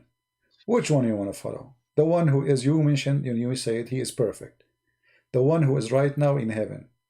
The one who never commits sin. The one who taught holiness and he was holy. You see, I can say to you, be good, don't do that and do that, but I do sin. I have to admit, I do sin. You know, I'm not even close to claim to be anything good about me. You know, only God is good. So when we speak about Jesus, it's a different story. Jesus, he challenged the Jews. Who can of you prove me to be a sinner? Who can? Who dare? I cannot say that to you, because if I say that to you, I will be a hypocrite. I am a sinner. So when we speak about the Messiah, we speak about holiness. Jesus, he said to us, if you want to go to my heaven, let's go how to pray. He said, pray like this. And then he said, Forgive to us the same we forgive to others. And then you will notice that Jesus in the cross, he said, forgive them, Father, they do not know what they are doing. So imagine if Jesus, he said forgive them, and yet he don't want to forgive. Even in the cross, when people are calling him names, killing him literally, I mean crucifying, how ugly, how evil, how much pain, yet he is saying, Father, forgive them, they don't know what they are doing. So when Jesus says to us, forgive, he was truthful. He did it, even when he is dying in the cross. And death for him means nothing. No, but look, I have no problem with Jesus being the best, the most righteous, not a single sin and everything. And that he was peaceful, he never raised a hand or did anything wrong. But how can he claim to be God though? That's the biggest problem. How can he claim? What? Even if you're the most perfect prophet of God, you're still giving the message of God, isn't it? My friend, you don't claim for yourself God, even when you do miracles and do everything. Okay, you see, you know, when we ask a Muslim, why Allah chose Muhammad, they say Allah. We don't ask him why he chose, right? Now, why Jesus? He claimed to be God. Well, if he is claiming to be God, then he should not be able to do what God can do. I can claim to be God too. You can claim to be God. Talk is cheap. I can go right down the street and I will say, hey, I'm God. Okay, people, they will ask me, do you know the guy from India? He claimed to be the Messiah, Ahmad Mirza Ghulam, the Ahmadiyya guy. Hello? You remember him? Hello? Yeah, you remember Ahmad Mirza Ghulam? Do you remember Ahmad Mirza Ghulam? Yeah, this guy, anyway, you can search him. He claimed to be the Messiah. He claimed to be the Messiah. Okay. And then second day, people, they come to his house and they have people in wheelchair, people they are blind, people they cannot see, people they are sick, and they say to him, okay, you are the Messiah, do what the Messiah do. What the Messiah does. He made the blind see. He healed the leper. He made the one who cannot walk. Okay. So when Jesus, he make a claim, it is a claim until he prove it is true.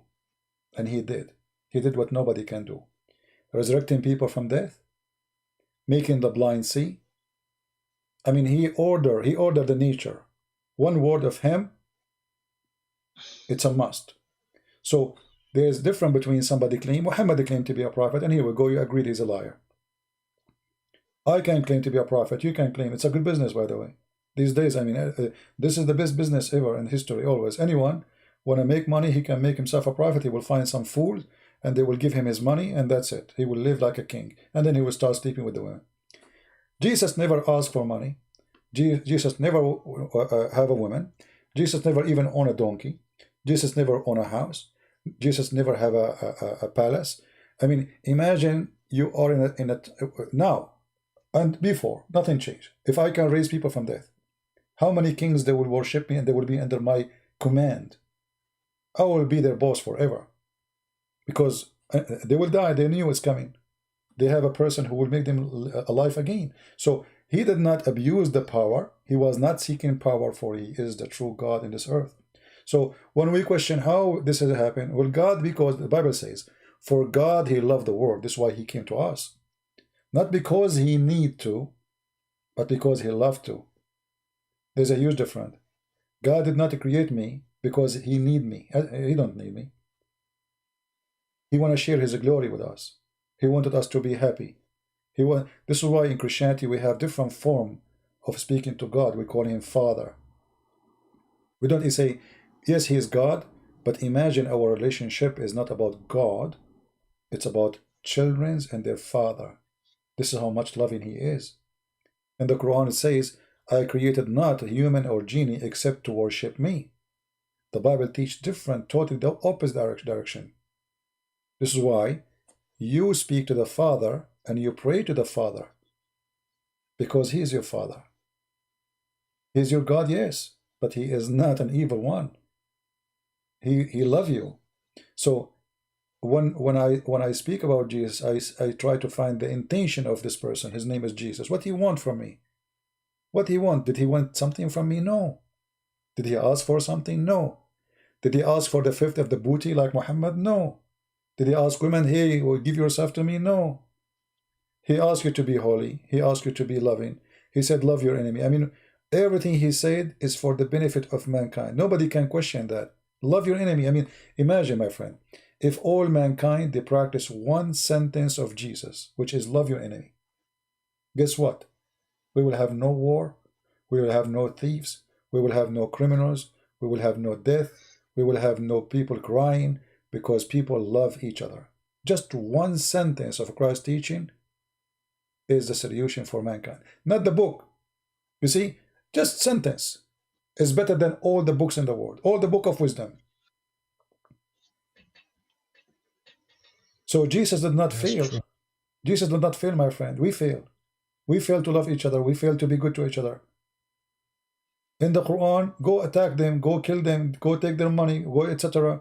And then somebody will say to you, oh, and like in the Old Testament, there's war. We have to understand that those people, they are under attack too. The Jewish, they were trying to survive. But Jesus, he wants us to take us to higher level. Everything was to prepare for the coming of Jesus, to the point where he can say, love your enemy. And still after 2,000 years, people don't want to listen. People full of hate. Christians are not being Christians. Jewish are not being Jewish. Muslims killing each other. War everywhere. Corona, crazy stuff. Even people want to use. They want to use people just even when they are dying from Corona. People, they want to hack Corona. Want to say it in the market. I mean, even death is a business in the world today.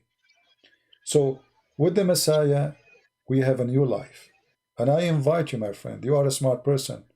I invite you to the best I have. His name is the Messiah. I invite you to accept him as your Lord, as your Savior. And it's up to you. I will. You will. Do you accept the Messiah as your Savior? Yes. Amen to that. Hallelujah. A happiness today in the kingdom of God. We have our friends. Did you hear it, people? Praise the Lord. We have a child of God. He came back home. Don't think that Jesus is the winner. You are the winner. Don't think Christian Prince, he won a debate. I did not. You are the winner. I lost from my time, my friend, and you are the winner. I spend my night with you, but you are the winner. It's not me. And it's not the Messiah. It's you. I'm so happy for you. I say, and I pray that the Lord will bless you, bless your family. And if you need me to talk to them, I will be so happy to talk to them, and I will speak to them. I will promise you, I will speak to them very politely. Your parents, anyone you want. I will be happy. You can contact me anytime, and I will be happy to talk to them. And today, you are a new person. Today, you need to forget about all bad things you learned from Muhammad, all bad things you learned from this madness. You are a child of God, my friend. You are a loving person. You are a new person. Do you have a copy of the Do you have a copy of the Bible? Yes. All right. Well, I advise you to start reading from the book of John, and I want you to read. Let me tell you about how I read, and maybe I'm not telling you how to read. By the way, I'm saying to you how, let us take it from a brother of you. How I do things. Let us say. All right. I'm not going to teach you how to read, but when you read the Bible, don't read it as a story. Live the story. So you can imagine it. Imagine that Jesus is speaking. Imagine people they are around. Imagine people they are asking. Imagine Jesus is answering. And then you can live the story. And then you can observe it better. And you will find how amazing Christ's teaching is. Read, ask, learn. And the more you read, the more you will notice that you are learning more. Which means the same chapter, if I go right now to John chapter 1, after all those years, how many times I did read it? If I start reading now and I sit alone, I will find something new. The Lord will inspire me. The Lord will open my eyes. So I pray the Lord will open your eyes and he will inspire you and he will teach you, not me. No man can teach, only God. And this is why we are listening to the word of the Lord, and he is the only teacher. He's the only master we have. It's not Peter who teaches us. It's not Paul who teaches us. As Muslims, they say to you, We are following Jesus. We don't follow any man. The rest are just disciples, and you can be one of them. You can be disciple of the Lord and bring as many Muslims as you can. And the Lord will be so happy to have you. I will show them what you showed me. Contact me if they want to talk to me. If they don't want to go live, no problem. We can go on private. But if they want to go live, even better. And I promise you, I will speak to your family in a very respectful way. Even though it's very... My family is Christian. Your family is a Christian, so what happened? I guess I lost my way. Well, you are back, my friend. I'm so happy for you. Your family are saved, and today you are saved. Go tell your mom. Go. Tell your mom, hey, I became a Christian. I'm back. I'm back home. Let her cry and give you a hug. I'm sure she... Thank you for showing me all this. I'm so happy for you, my friend. Do you want to say anything to people around you? People are happy for you. Look how people are happy for you. Yeah, I'm watching the chat. Thank you, Owen. God bless you. All right, my friend. God bless you, and God bless your mother and your father and your family, and we pray for them, all of them. And I'm happy that today your new year is different. The family new year is different. Now you have a Christmas next year. Next year you will be the first to say to your mother, Merry Christmas, Mom. Praise the Lord. Thank you. Praise the Lord. Thank you for calling. Take care. Good night. Bye-bye. Good night, brother. Good night.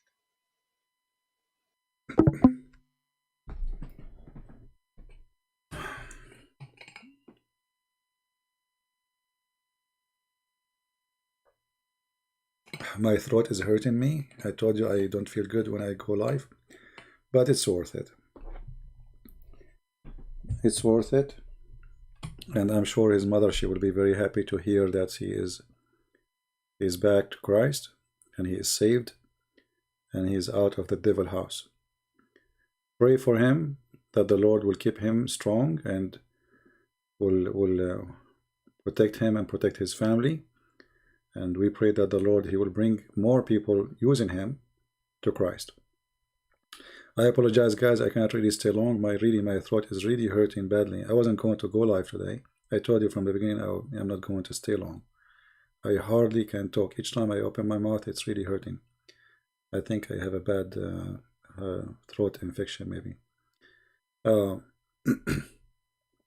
want to say, you do your best. You don't know what you don't know what you would accomplish. You know, this brother, he called us. He was angry from me. He was upset from me. He was etc. But you never know.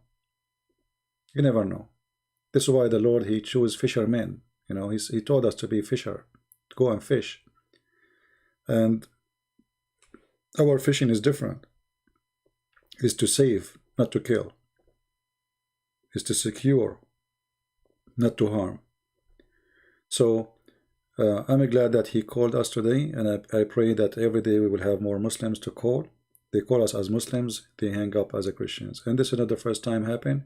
We have thousands of Muslims who left Islam watching our videos.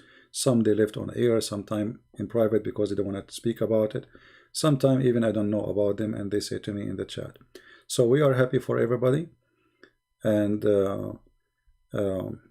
until we see you, if I am okay tomorrow, I will go live. Subscribe, join us. You can follow us in Patreon too, if you care. And until we see you soon again, I say may the Lord bless you, protect you, and keep you safe. And this is your brother Christian Prince. Wish you the best. And don't forget again to pray for our friend. We do not know his name. Pray for him. Who doesn't matter who is he. We pray that he will be a light in his house and for people around. Thank you, and God bless you. Take care.